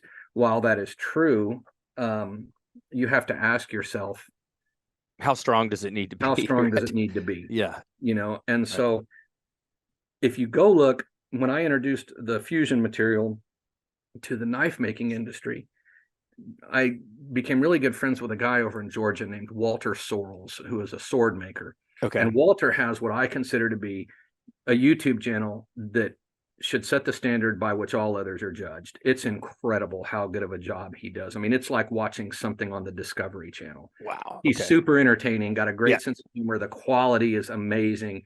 He's got all of this great equipment, and he's a hell of a craftsman. Yeah. And so, you know, so Walter and I became good friends, and he actually did a torture test where he glued some knife scales to a, you know, just a piece of steel or something, and then he put them through this regimen of abuse. And ironically enough, the Fusion 15 won it beat out JB Weld, and I don't remember who else was there. So it just goes to show that under real world circumstances, sometimes the polyamide might not be the right choice, Right. So, Yep. it just all depends on what it is that you're trying to do.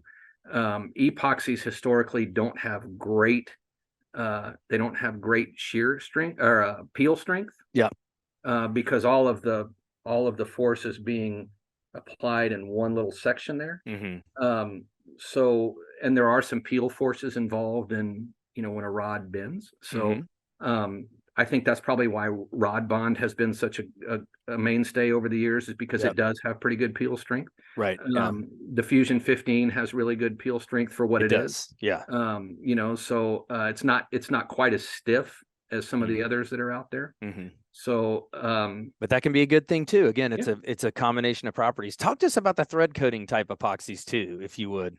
Yeah, I think this is the one people spend more time focusing on, probably well, because you can see it and it's visible. And that's right. So, a lot of the thread coatings in this business over the years are repackaged bar top coatings. Right. Ralph, I didn't, we talked about my relationship with Ralph. I didn't really learn all that much from Ralph. Okay. Most of what I learned came from John. Yeah. And then later from the gentleman who formulated Generation 4 for me. Okay. So most of what's out there over the years has been repurposed. It's classified as a casting resin. Right. Yeah.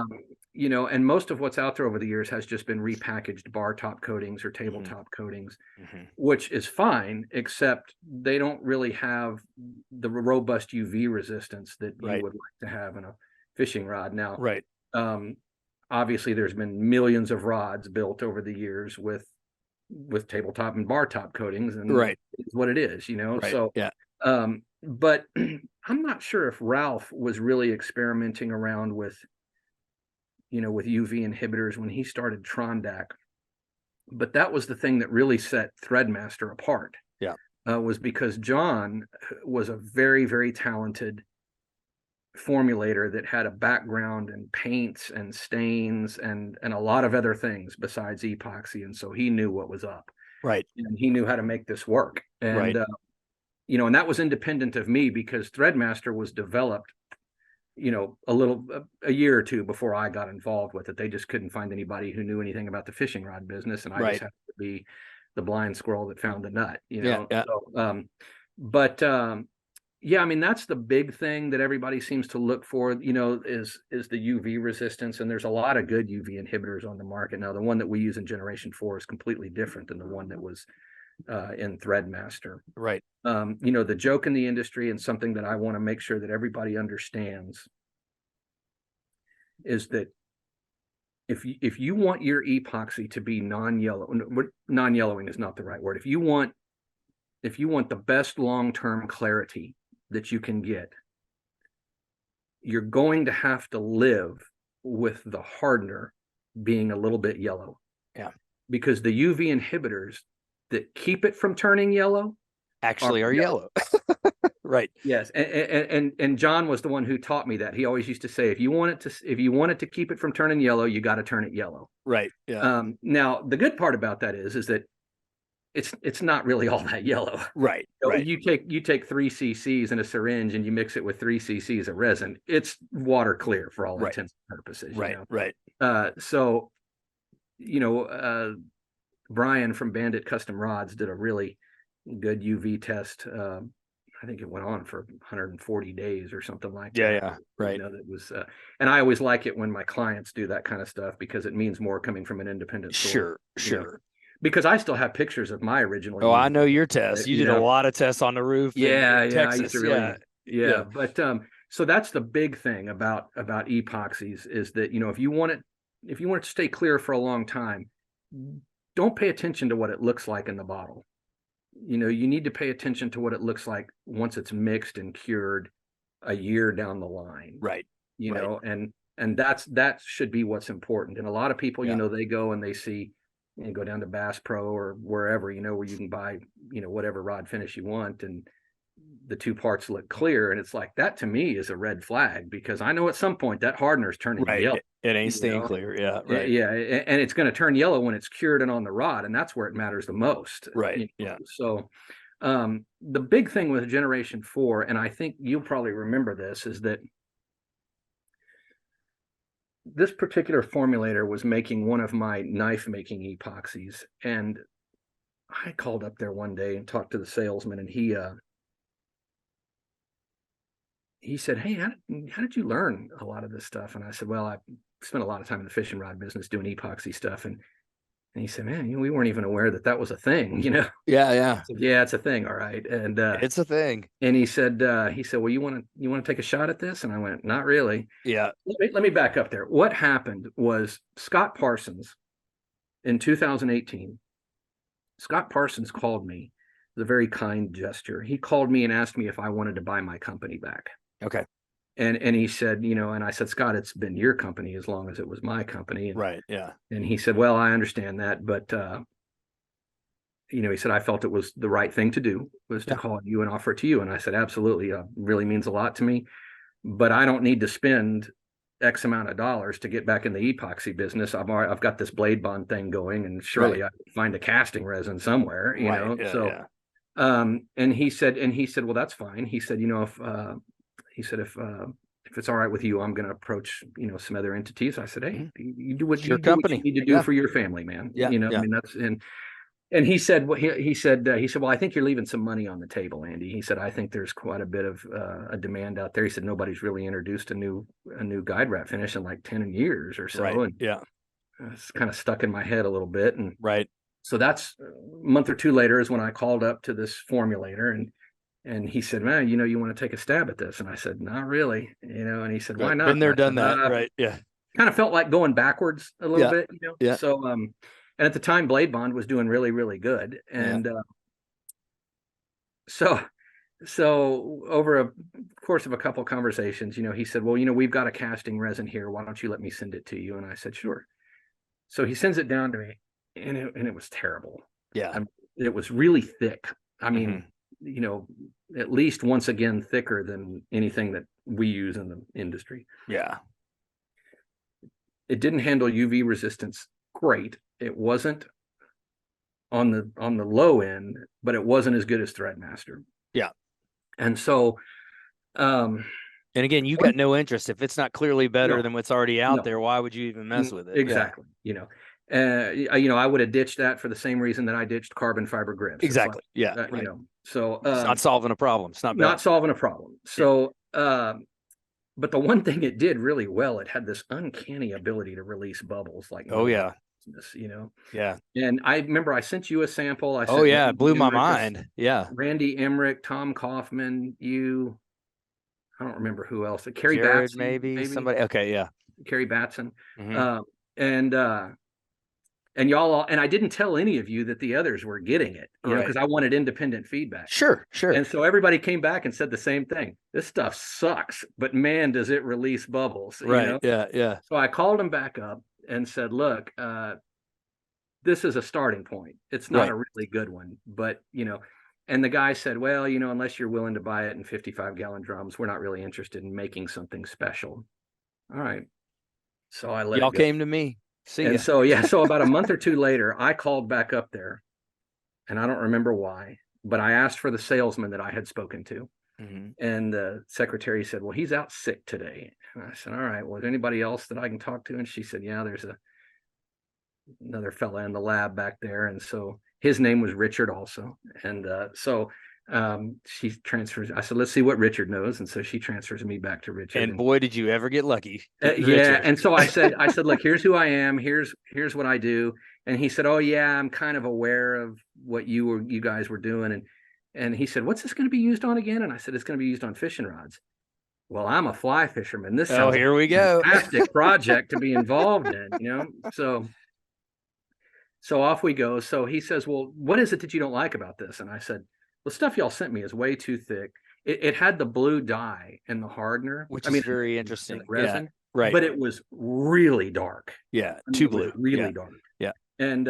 And so I said, "Well, the first thing you got to do," and I didn't think the rod builders would like that blue dye. Yeah. I said, "The first thing you got to do is take that stuff out of there, because they're never going to go for that." Second thing you got to do is we got to fix the viscosity. And the third thing we got to do is figure out how to up the UV resistance. But having said that, the what they call in the industry a defoamer, the air release package was really good. Yeah. And he kind of laughed and he said, he said, we kind of stumbled onto that. That was an accident, but it is really good. And yeah. So I said, look, let me just do this. So I sent him some samples of various finishes, mainly for comparative purposes in terms of viscosity. Yeah, just to have them understand. I said, like, here's how thick I want it. I think I might have sent him Threadmaster. I don't, because I had some Threadmaster in the shop at the time. Yeah. And so he came back and he said, all right, I'm going to send you 3 different samples. They're all pretty similar. The big difference is the cure time. And I said, all right. So we settled on the first, I don't remember which one it was, but it was the one with the quickest cure time for generation 4. The others had pot life of like an hour. And I was like, that's too much. You know? So it still didn't solve the UV problem. Right. And the story behind the UV problem is that when I went to go do UV resistance on this new formula that he had sent me, I had these little white, they were lids that go on an epoxy jar, and they're white. I mean, like bright white. Yep.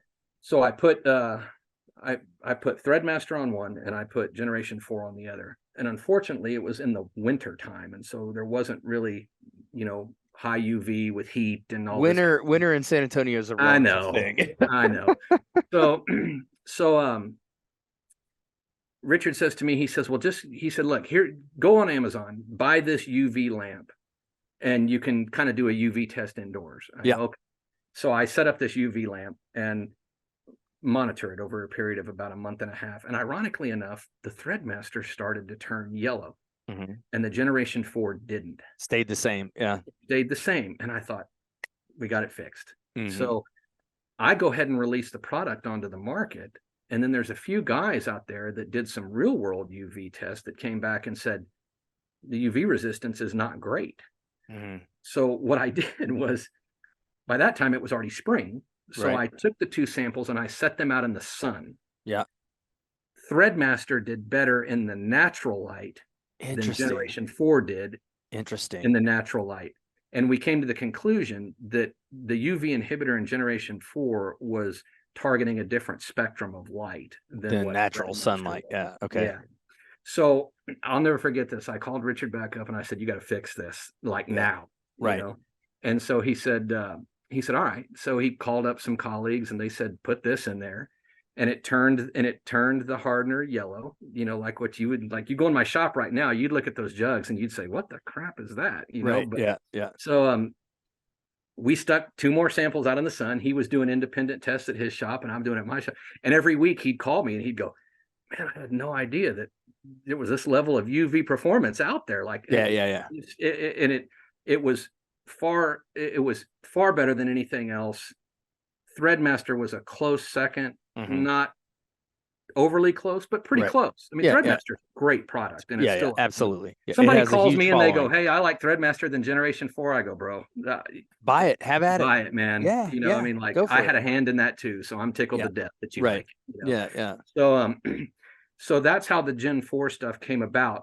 If anybody's ever wondered this, and I don't know if anybody has ever noticed this or not, but probably about the first 1,000 kits or so, maybe the first 1,500 kits of Generation 4 that hit the market, if you look at the label on the catalyst, on the lower right and left-hand corner, there's nothing there. When I started to add the UV inhibitor, I put asterisks in each corner of the label. So you'd be able to tell that was 4 years ago. So there's none of the old stuff on the market anymore. But if anybody's ever wondered, what are these asterisks for? That was so I could tell. If somebody called me and said, this stuff is turning like iced tea, I'd go, look at your bottle. Are there any asterisks there? Yeah, exactly. So anyway, so that's kind of how the evolution of Generation 4. Right. And, so I feel like this is one you and I've talked about a lot. I'm kind of with you. I fall in the camp of some yellowing is inevitable if you're going to use an epoxy. Right. And epoxy has a lot of other really positive characteristics. But if you think about it, the quality of how this performs on a fishing rod under actual fishing use, yellowing is one of many, many characteristics. Right. And I sometimes think people are obsessed with it. But they are. If you are obsessed only with that, The alternative to epoxy that is going to perform better is urethane, right? Yeah, but that comes with a whole different, a whole other set of trade-offs and yeah, sacrifices, right? So look, I get the whole thing about yellowing, because if I had 89 hours in a color change weave, right, like I wouldn't want it to look like it was coated in iced tea either. right. So like I get that. The problem is, and Ralph O'Quinn and I used to talk about this some. Ralphie always used to say, epoxy is far from the ideal guide wrap finish, right, but it's much better than anything else that's out there. Right. Yeah. The problem is, and the fellow that developed Generation 4 for me, he and I are still in touch. He sent me some 2-part urethanes that were, man. I might have tested some of them. I might still have some in my shop. I think you and Jim Trelikas. Yeah. Did some.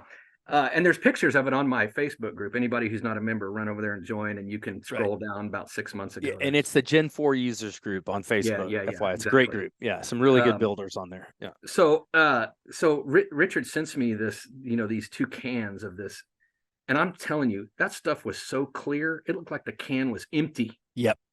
I mean, it was optical clarity. It was unbelievable how clear that stuff was. Right. 1-to-1 mix, just like an epoxy. You mix it up, turns cloudy, and kind of comes back just like an epoxy does. Right. You let it cure. This stuff is like rubber. I mean, it's like you can twist it, and you know, you want to talk about not ever having cracking at your guide feet again? Yeah. Done. Right. Yeah. Like done. Right.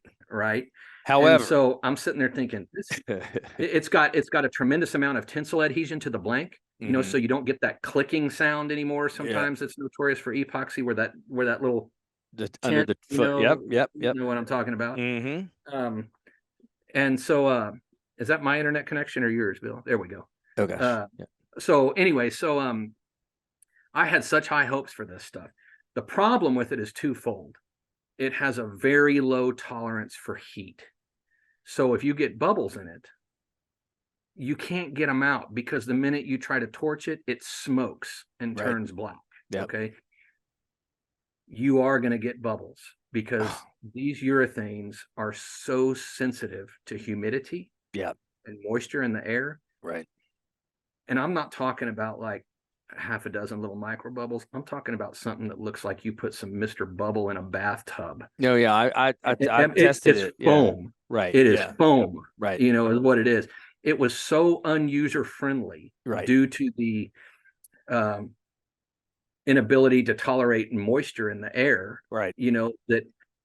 Trelikas was like, he said, man, the stuff is, I mean, you can just imagine what the clarity over one of Jim's wraps. Oh gosh, look amazing. I mean, God almighty, I mean, you can just imagine what that would be like. But it was so difficult to work with. And unless you could keep the humidity in your shop down around like -5%, I mean, it was not. I can't do that in Alabama. I know I can't do that either here in South Texas. So I get these guys all the time that say, well, surely your urethane's got to be better. And it's like, well, there's this balance. Better at what, right? It's this combination of properties and durability over time, and ease of use and ability to store, and a manageable price point too, right? Like people will only pay so much for a thread. And a shelf life. Those urethanes have really short shelf life. Short shelf life, right. Yeah. Once you open it, I mean, now this was a 2-parter. It wasn't like permagloss. This was a 2-part. So, years ago, I tried to get Threadmaster into the All-Star factory. I used to go over there and pick up blanks once or twice a month, and we always used to go eat at this Mexican restaurant called La Hacienda. And we were sitting over there at La Hacienda one day. It's Spanish for the Hacienda. The Hacienda, that's right. And I go, trying to get Sharon to put Threadmaster in the factory, and she says to me, she goes, "Well, what makes this so great?" And I said, "Well, it doesn't yellow." And she looked at me and she said, "Andy, 80% of our rods will be lost, stolen, or broken inside the first 6 months. We don't give a crap what color those wraps turn." And I'm out. Oh yeah, I got nothing for you. I got nothing for you. Yeah. So, like I get it, that everybody, especially nowadays, when I came back to the craft 5 or 6 years ago, I was really blown away at not just the amount of people that are engaged in decorative thread work now, but the overall quality and skill It's level gotten has better. really Yeah. gone through the Yeah. roof, Yeah. And so I get it. Like, you want that to look good as long as possible, Right. Yeah. But then I come at it like, brother, you're a rod builder. If it turns yellow in 3 years, peel that sucker off and rebuild it. That's Yeah. your skill set, Right. I mean, Yeah. like, and you could look at that possibly as an additional form of revenue too. I mean, if your Yeah. guys want, I mean, they beat their rods up, Right. tell them you'll rebuild it for X amount of dollars in 3 years. Or, Right. there's, Sharon and I used to talk about this a lot, and she said, one thing that the custom rod builders need to understand is that by its very nature, this is a disposable instrument. We're not Right. talking about a $10,000 Parker shotgun here. Right. Like this is built to go to war. Right. Yeah. To be used as a and tool. by that very right. nature, it's gonna get beat up and scratched up, and turn yellow. And it is what it is, So anyway, and what causes the yellowing? While we have an opportunity to educate everybody here.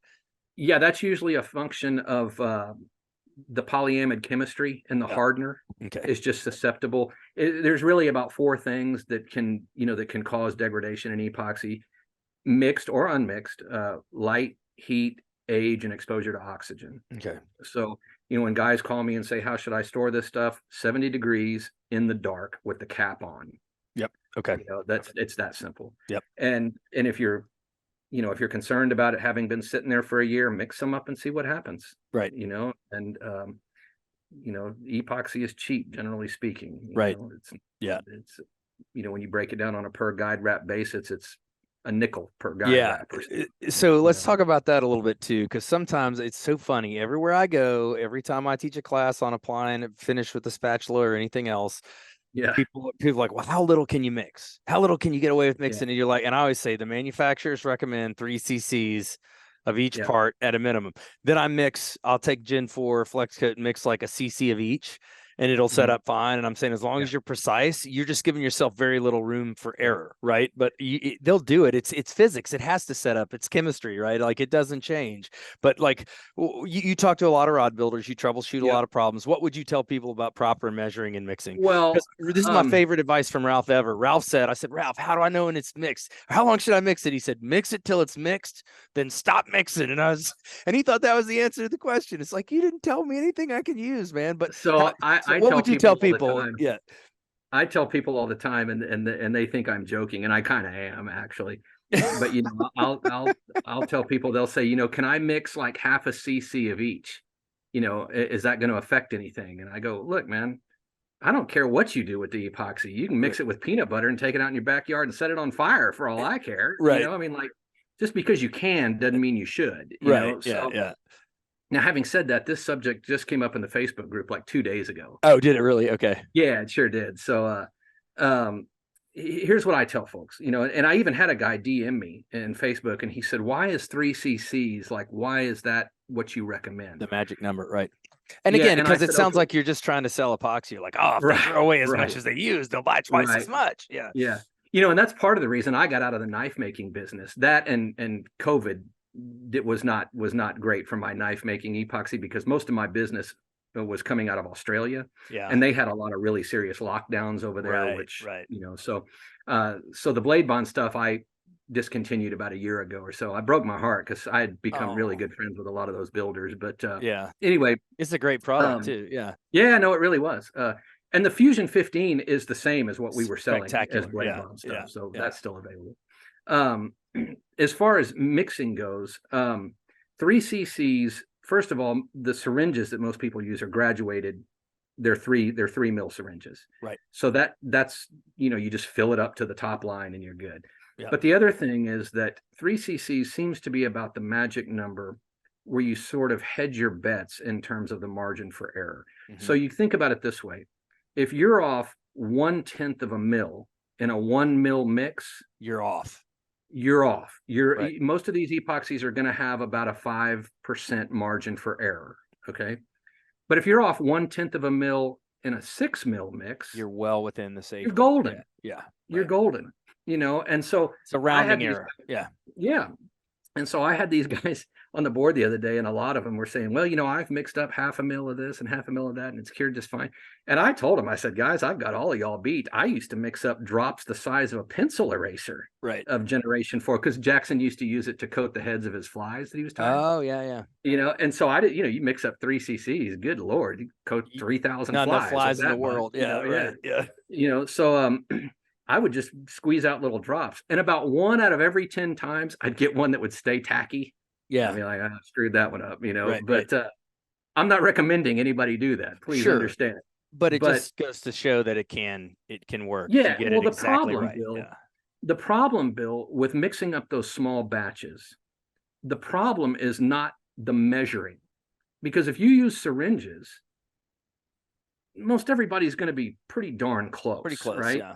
The problem is that if you put a 1/2 mil of resin and a 1/2 mil of hardener inside of one of those medicine cups, you don't even cover the bottom. Yeah. There's not enough volume to really get the proper mix. Yeah. The procedure. And a lot of guys, they want to use these automated mixers. I'm not a fan, because part of the proper mixing procedure is to scrape the sides of the cup, and you don't get that scraping action. Ralph O'Quinn is giving high fives in his grave right now. He is. Yeah. Yeah. Ralphie and I disagreed on a lot of stuff, but that was not one of them. That was not one of them. That's right. No, we actually agreed upon more than what we disagreed. Oh, sure. And he thought the world of you. Yeah. Yeah, he was a good guy. So I still have my little spatula that he engraved. Me too. I do too. I've got my name on it. It's in the shop. I tell people about it all the time. Yeah. Yeah. I put it in my little shelf just last night. Yeah. But so that's the thing, is that those little small batches like that are really hard to get the proper mix, because there's just not enough volume to get that. Ralph always used to describe it as the cement mixer kind of thing. You want, I explained to guys, like when I mix, I tilt my cup like this, and then I use this motion. Right. And at the time I'm going in the opposite direction and scraping the side. Right. Whereas most people just hold it like this and then go like this. Right. You're missing out on anything that's moved up the side of the cup. Right. So, and that's where most people get into problems with ultra small batches, is not really the measuring. It's the mixing. Yeah. Well, and along those lines, let's talk about the notion of the bad batch, because I start every single time I teach anything epoxy, and I say, and I said it earlier, if you have a problem, it's you. Okay. This stuff, it's not a bad batch. Yeah. There's not a bad, like the precision with which this stuff is manufactured, for one thing. The second thing is the bottle that you've got, whether it's a 2-ounce kit, a 4-ounce kit, a 16-ounce kit, a 32-ounce kit, came out of the same drum. Right. So if it was going to be bad, they'd all be bad. Right. And that's where not just yours, like literally thousands of kits would be bad. That's the thing. Never happens, right? I don't know if guys think that I mix this stuff up 2 ounces at a time or apparently, yeah. But I'm buying it in anywhere from 50 to 75 gallons, sometimes 100 gallons at a time. Right. And so, if there's a problem, you'd know. Yeah. The entire internet is going to explode. Right. And you'd be able to reproduce it with bottles you have in-house. And that just doesn't happen. And so that's a good thing. Now, I will tell you that you said in there that, if you have a problem with epoxy, it's your fault. That's about 98% true. Okay. Because most of success with epoxy is as simple as measure the right amount, mix it correctly. Right. Yeah. But there are environmental anomalies. Yeah, let's talk about that. Yeah. So we going polyamine blush? What are we? Polyamine blush. That's right. Yep. And I ran into that with a batch of Flex Coat, and that's not a Flex Coat problem. That's an incompatibility with the environment in which you're working. Yeah. The only time I ever had it was with Threadmaster. So what it is it tends to rear its head when you combine high humidity and low temperatures. Yep. And what happens is you'll get sort of a moist, almost like a condensation effect, like a haze on top of your wrap. Right. Yeah. It's that material is called, I think it's called polyamine carbonate, I think is what it's called. I had it on I built this beautiful fly rod for a Texas Wildlife Association auction back in about 2001 or somewhere thereabouts. And I had Flex Coat blush on me.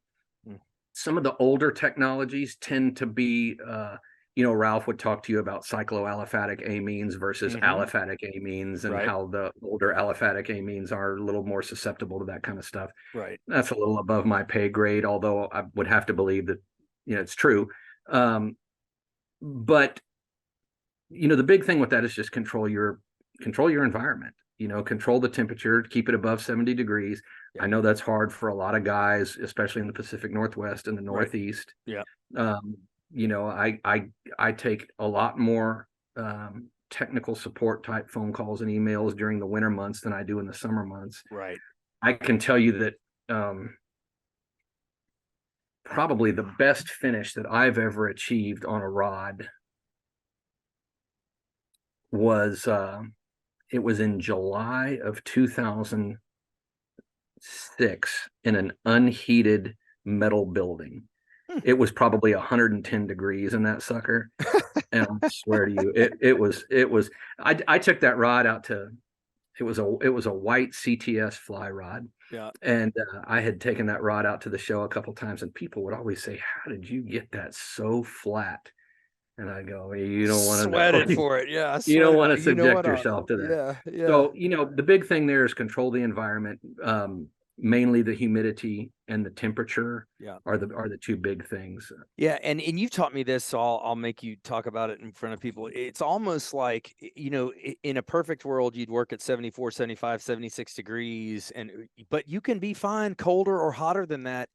It's try to minimize swings, right? Like, if you can be stable, right? So, so epoxies cure through an exothermic reaction, so the more heat you give it, the quicker this cross-linking is going to take place. Right. Conversely, I mean, if it's much lower than 70 degrees, you get down in the low 60s or the 50s. I mean, that stuff might stay tacky for days. Right.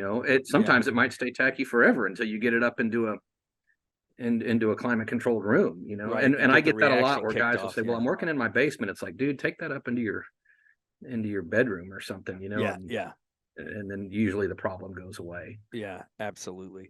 And that goes too, that's going to affect your pot life also. Yep. So you want to, in order to keep the pot life where it needs to be, 70 degrees really seems to be the magic number, but you can bump it up to 75 or so. You're not really going to notice a major reduction in pot life. Yep. You start to get up above 80 or 85, it can kick off on you. It's going to start to go off on you a little bit. Yep. So talk to me about a lot of questions, a lot of stuff about when to recoat, right? So again, I won't ask you to speak to other people's products, because we don't even want to go there, even though I know you know the answer. We'll leave that to them. But if we talk specifically about Gen 4, what's your recommendation on if you're going to do 2 coats or maybe even more, 3 coats, something like that? What do you advise people in terms of the coating time, recoating? So you can recoat, as Lance Dupree recoats in 4 hours. Yeah. Once that material that's already on the guide wrap is firm enough that when you bring the brush over the top of it, it's not going to drag or stick. Now Lance is skilled, so he's very skilled. He knows how to feather it on there, Right. But I think Lance is recoating in like 4 or 5 hours. That epoxy will be green enough, it'll be receptive enough that really, I like within 24. If you're going to go longer than 24, if you go beyond about 36 or 48, you really need, well, I'm not going to say you really need to. It is a best practice to scuff with some Scotch-Brite to create a mechanical bond. Now, I get guys all the time, and even Lance said this the other day. Lance said, "I've been building rods 30 years, and I don't think I've ever scuffed a guide wrap, and sometimes I've let them go a week." Yep. I'm sure it's fine. I mean, the question becomes, are we looking for optimal adhesion, or are we just looking for good enough? Right. I mean, so again, I mean, it's your rod. You can certainly do whatever you want with it, but if you're looking to optimize the performance, anything over 48 hours, I like to use a 7448 gray Scotch-Brite pad. Yep. Ultra sandpaper tends to be a little too aggressive for my taste, but the 7448 seems to be good. Some of that is temperature dependent, so if you leave that rod in a room at 60 degrees, you might be able to get by 72 hours without doing it. But it's a give and take with the variables, but my opinion has always been 48 or less, no scuff, 48 or more, scuff. not a Yep. big deal. Okay. You know, and if you Awesome. don't want to scuff, God bless you. It'll probably Yeah. be fine. Yeah, You know, it's probably been be fine fine. for me. Yeah. But yeah. So another one that we get all the time that I'd love to hear you talk about if you don't mind is light build versus high build, right? And Yep. so, and again, I'll go on the record as saying, to me, my perspective personally is I can make a high build as thin as I want. All I got to do is apply heat and remove excess, and I can get it so thin you can see every single little thread. So what Right. do I need? What do I need with a low build? To Right. me, high build does everything either one will do. And and also conversely, you can make a light build act a little thicker if it's too thin for you by letting it set a little bit before you start Right. working with it. But to each their own. Let everybody Right. use whatever they want to use. To me, this is a technique thing. You can make either one work great for you, but you do get lots of requests for light. You Yeah. do offer Gen 4 in both the regular and light. Yeah. So It's almost I don't want to say mandatory, but you know, if you want to be competitive, right, let's put it that way. right. So with Gen 4, the high build and the low build are the exact same formula. The low build uses what's called a reactive diluent, which is just it's known in the industry as a rheology modifier. So you're modifying the viscosity basically. But the diluent is not like acetone, or it's not like DNA where it flashes back out. Right. The reactive diluent actually becomes part of the cured coating. Okay.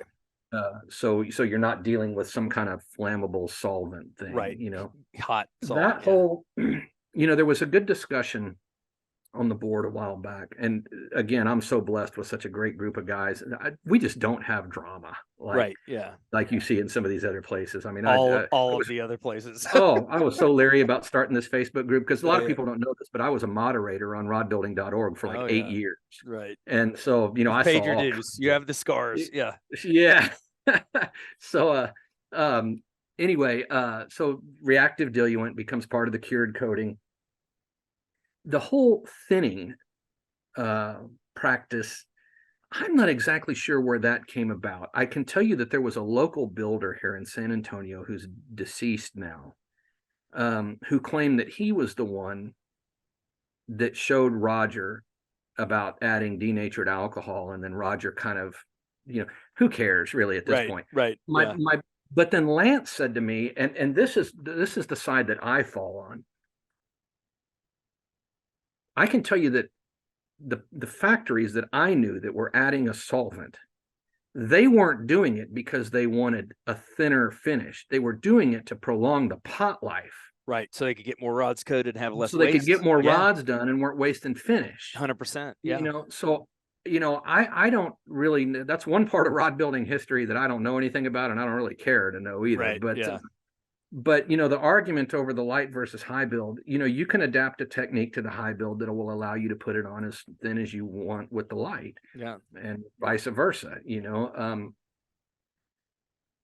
I personally have never seen the need for a low build. Right.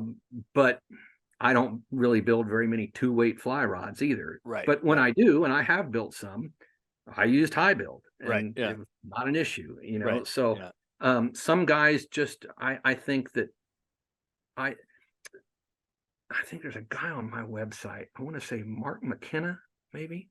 He does there is a fly rod builder by that name. Yeah. Yeah, he does some of the most gorgeous work with silk. And he, God almighty, he put so much acetone in that stuff. It's a wonder he hadn't blown himself into the next zip code by trying to flame it. But if I tried to do that, I swear to you, it would come out like curdled milk. Yeah, right. But Mark makes it work. Somehow he makes it work. Yeah. So like, you know, because he's on there telling people like, well, I use 1-to-1 acetone or whatever it is that he's using. Forgive me, Mark, if that ratio is wrong. Right. My point is that he makes it, he's got a technique down that makes it work. Yeah. And far be it from me to tell him not to do it's that. Not working, you know, right? He's buying Generation 4. I don't care what he does with it, you know. but he produces some of the most gorgeous work over silk wraps. Right. There's not much that makes me jealous in this industry, but sometimes I see work like that and I go, I wouldn't mind trying some of that, you know. So I think a lot of that comes down to what your natural inclination is in terms of your technique. Yeah.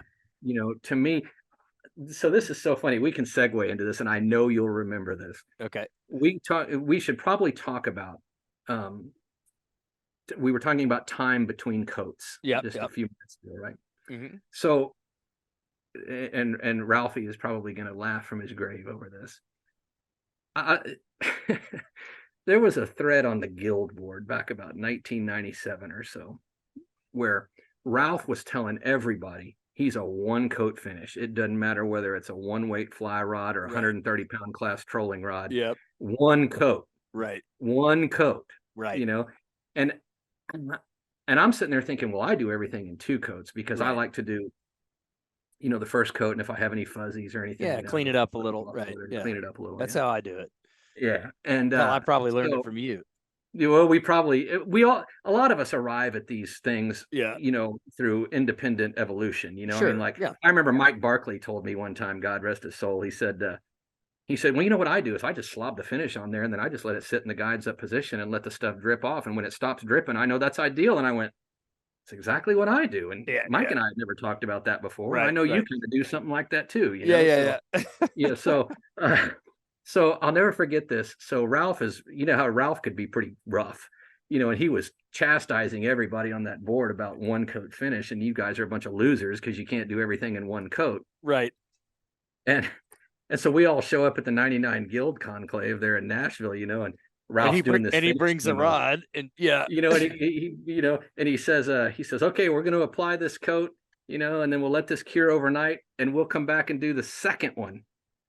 And we all looked at him. I mean, I'll never forget Kirkman standing there. We're all looking at each other like, man, you just got through excoriating us for the last 6 months on the Guild board about you're going to do a second coat. And he said, no, boys, you got to understand the difference between an application and a coat. Yeah. He said, you know, if you apply finish within 24 hours, that base finish is receptive enough. It's still green enough that it will cross-link chemically with the second application, forming one coat. But if you wait longer than 48 hours, there's going to be two distinct coats. He was trying to tell us how long to wait, and we were like, how many are you putting on there? And we were all just looking at each other like, I thought you were going to punch him, you know? Right, yeah. Thought crossed my mind. You know, so it's funny how verbiage can get in the way, but that is a point that I think needs to be made, that, you know, when you do wait longer than 48 hours, there are two distinct coats resulting from two distinct applications. Right. Yeah. But if you apply it within 24 hours, that's two applications resulting in one cohesive coat. There we go. You know, cross-linked chemically, and it just has to do with it has to do with the substrate's ability to be receptive enough to chemically cross-link with that second application. Right. Yep. So perfect. Anyway, I don't know how we got off on that. No, that's good. It's important. It's this is exactly what we want to talk about. Yeah. This is a weird one, but I'm going to put you on the spot for it because you're the guy. I have heard a couple of times now people saying, oh, well, you can't put heat on Gen 4. It's like, what are you talking about? I put heat on. I've never not put heat on a batch Gen 4. What are you talking about? So, you know, I have one of those little bubble buster deals, you know, that you can squeeze. Yeah. I've done it with no issue. It doesn't need it. I was gonna say it releases bubbles so well that it's like, I've had so many people, you know, that have emailed me over the last 5 years. I mean, one guy over in Georgia, he had bought some material from Kathy Cruz over at the Rod Room, and and he texted down here in Orange Beach. Yeah, he texted me one day and he said, man, he said, you are my hero. I haven't had, this is the first time in 40 years of building rods that I've never had to use a torch, you know? Yeah. You know, I mean, so much of this stuff, Bill, is dependent upon the individual, dependent upon their application technique. You know, I mean, if you know how to mix correctly, I can get Gen 4. I never was able to do this with Threadmaster. I can mix a 6 cc batch of Gen 4, and inside of 5 minutes, it'll look like water. I mean, like not one bubble. Yeah. Because I mix slow and deliberate, and I don't use a mixer, you know. And I've seen some mixers with, you know, some really Rube Goldberg type of attachments to it that you just think, golly, how are, you know? So, but kids look up a Rube Goldberg device. Rube Goldberg. Right. You'll know. Yeah. Yeah. Scott Wallace always used to say, Rube is my hero. Yeah. So, you know, I think a lot of that depends on how many bubbles you start with to begin with. Yeah. If you'll, I always tell guys 3 cc's resin, 3 cc's hardener, mix by hand for 3 minutes, pour Yep. out on a flat surface, let it sit for a minute or two, and then do your thing. Go to town. Yeah. You know, I tend to apply finish under power with my Renzetti, so that's going to result in probably a few more bubbles. Yeah. But, I will tell you that I have not noticed a significant resistance from Generation 4 to the application of heat as compared to something like FlexCoat or Threadmaster. Yeah. That's not to say it's not there. I just don't care enough to look for it. Yeah, and you can burn any of them if you scorch any of them. But yeah, I that's a good way to put it. I do not have to modify my application of heat between any of those finishes you mentioned to get good results. With the caveat that the reason I'm using heat is to either release bubbles or impact total cure time. Right. And I just don't have to do it with bubbles with Gen 4 because it releases bubbles. So the consensus among the guys and gals on the board seems to be that Gen 4 does benefit from some mild heat prior to mixing and measuring. So maybe you put the bottles in the microwave for 5 or 6 seconds. I don't really I'm not a big fan of heating amines. I'm not a big fan of, you want to heat the resin side a little bit. Amines is probably not the best practice. But some guys, they just, and they're not heating it enough to where it's like smoking all over the place. But some of them, like one guy told me the other day, he used a baby bottle warmer. And I thought, man, why didn't I think of that? That's a great idea. Mudhole sells one. It's called an epoxy warmer, but it's if you've had kids, you know exactly what it is. Exactly. Good on them for figuring it out. But I just set it out, if I'm building a rod in the summer, I just set it outside my shop for about 10 minutes and let it heat up and good to go. 100%. Now I will tell you that one of the things that I've done, and I might only build 4 or 5 rods a year. I just don't have time anymore. But one of the things that I do is I've stopped using the torch unless I really need it, and I just use a hair dryer set on low, and I just kiss it for like a second. Because if anybody is aware how to melt the tip of a Loomis GLX fly blank, it would be God, Falconer. No, you didn't. You're so mean. I should have known a dig was coming. Yeah, this is a true story. And I tell this when I'm teaching the technique too. I remember and I told Gary Loomis this recently when the IMX or GLX first came out. It was like the hottest thing since it was like a $2 pistol. It was so hot. I'm not sure that it's still not the hottest thing. Okay, fair enough. But it was the first time that I'd run into a high modulus blank with a different high impact resin that had a lower cure, like sort of temperature point. And buddy, it's called glass transition. Transition. So I'm sitting there working, and I hit the glass transition point, and that tip section of the rod just goes boom. And I mean, I nearly threw up. I heard the scream all the way from Nashville. I couldn't afford the blank in the first place. I sure couldn't afford to replace it, right? So. I heard that scream all the way from Nashville to San Antonio, Texas. Probably did, man. Well, thanks so much. Well, the other thing about those. Let's memorialize all my mistakes so I can be an idiot for posterity forever. So the other thing about those, blanks is that, as much as it may have to do with glass transition of the resin material, whatever, the thing about the GLX is that those were incredibly thin walled blanks, incredibly light and thin. And there's just not enough mass there to absorb the heat, So recently I've become really good friends with a guy, his name is Phil Blackmar. Golfers may know Phil. He was a professional golfer, won several times on the PGA Tour and the Champions Tour. Cool. And now he's a sports analyst for the Golf Channel, and lives down in Corpus Christi, Texas. Really good fly fisherman, and just obsessed with fly casting, which I am too. Phil and I probably text message. Oh gosh, I mean, sometimes it's multiple times a day, with thoughts about fly casting or whatever. He and I went down into the Laguna. I guess it's been 3 weeks ago now, just had a fantastic day with a bunch of high and happy tailing fish and beautiful weather and good company. But he's really competitive, which is why he was so successful on the PGA Tour, Right. And so I'm at his house trying to get all my stuff together so I can get back to town, and get cleaned up, and he's out in the street, and he's like, get out of here. We're going to have a casting Oh, contest, let's go. Yep. Yep. And I said, well, what are we using here? And he said, well, it's a 7-weight GLX, and I hadn't cast one in a while. Right. I just thought, man, I don't know.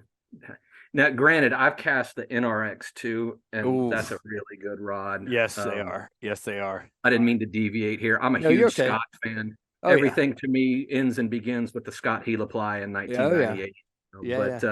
But when I cast that GLX, this is the first thing I thought of was you melting that tip off of there. Well, thanks and then very the much. thing I great, thought was what great a to be fantastic rod remembered. this is. Well, it was still fantastic. It was just a little shorter and crisper than it started. Well, it's funny because Phil runs in those circles with people like Henry Middle and people who are hanging out with the Ray Jeffs of the world. Yeah, the competitive casting guys. Yeah. Distance casting people. The Chris Coriches, and people like that. Right. And he swears to me that a lot of those guys are using like 8 and 9 weight GLXs with 2 inches cut off the tip to throw a 5-weight MED. Yeah. And I don't. It's a very specialized build. Yeah. And they use 100% ceramic rings, a lot of them, which is interesting. Yeah. In fact, I've never been a big fan of ceramic rings on fly rods, not for any other reason that I just think they look terrible. Right. But Paul Arden, who is the owner of Sexy Loops, he's for several years now had a line of fly rods called the Hot Torpedo. Mm-hmm. And he had one the other day that needed a hand fit on a ferrule. So he sent it to me. And I don't remember what ceramics he had on there. But I looked at those and I was like, I could be down with that. Yeah. It looked really good. The frames were very delicate and the rings were very thin. I'm a big recoil guy. Yep. And so, and these, back in the old days, you'd put ceramics on a fly rod and they just looked obnoxious. Yeah. I mean, and especially if you're building something down here where you got to have a bimini go through, you can't use size 6s, Right. Right. So, anyway, we got derailed there on. That's all right. We started fly casting. Yeah. Well, thanks for bringing up that I melted a GLX. Really appreciate it. I'm sick to my stomach now, even talking about it. Well, man, when Phil broke out that GLX, I just thought, wow. I know this idiot who used to live in Nashville. Right. Yeah. Well, and he's so funny, he's so competitive about that kind of stuff. When he figured out that those guys were cutting 2 inches off the tip, he was ready to do it to all his rods. Yeah. He was going to whack it. Why don't you try one first? And I was sitting there thinking, I know a guy who could do that for you. No problem. With a cigarette lighter. Yeah.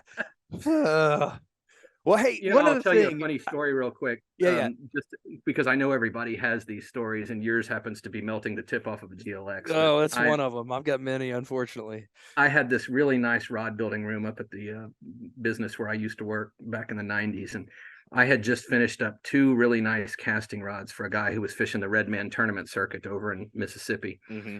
Very dear friend of our family. Yeah. And I had him on the Turner. The finish is still wet. Hadn't even been on there an hour, And so I decided I'm going to proceed to clean up, Right. And so I'm picking up thread off the floor and masking tape or whatever. And I go to turn the vacuum cleaner on and had forgotten that just the day before I had the vacuum cleaner up in the upstairs room where I was cleaning up cork dust.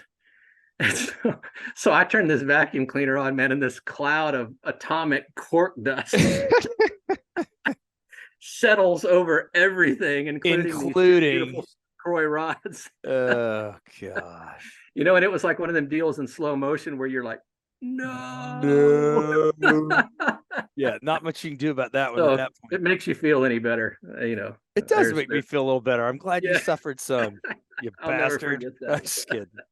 Hey, in all seriousness, though, speaking of cork dust, one last thing. We've covered so much. This has been so great. I really appreciate it. But what would you, and again, MDSs are available from you for Gen 4 and all that kind of stuff. But when we talk about safety and kind of your health and working with epoxies, like, again, just because you know more about it than most, like, what would you tell people about being careful working with epoxy? What do you need to know? What's good habits?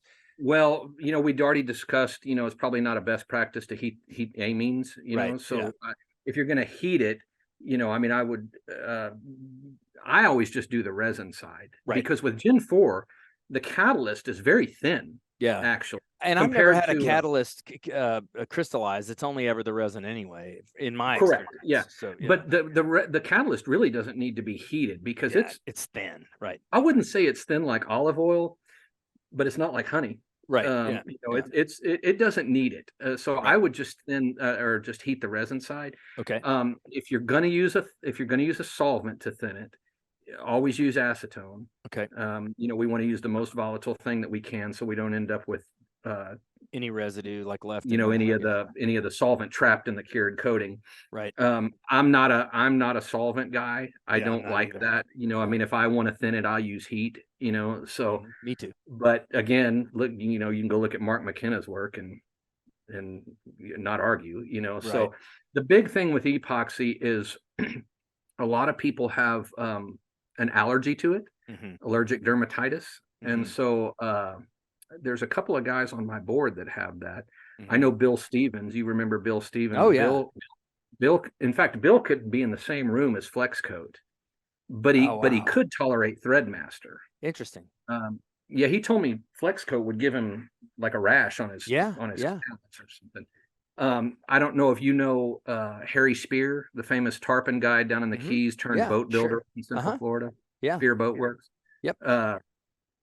Harry and I correspond a little bit, and I asked him one time, why he wasn't doing, one-off epoxy builds. He said, "Man, I used to do those, and I'm allergic to that stuff now." Wow. And it has to do with repeated exposure. Scott Wallace, ironically enough, had an allergy for a long time, and then it went away. And so I'd be lying to you if I told you that there have been times when I've gotten a small little rash, usually right around here.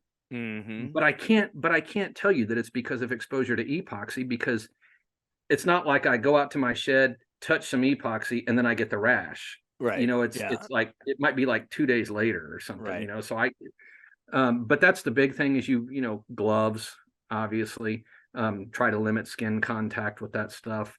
I have guys email me about respirators and whatnot. And certainly I'm not going to discourage you from doing that. I mean, my shop is really well ventilated, and I have multiple fans and things in there, to extract whatever fumes are in there, because I mean, a lot of guys may not know this, but I hand pour every one of those Gen 4 kits. Right. Yep. And we'll probably do, well, I don't know, many thousands of kits this year. And so,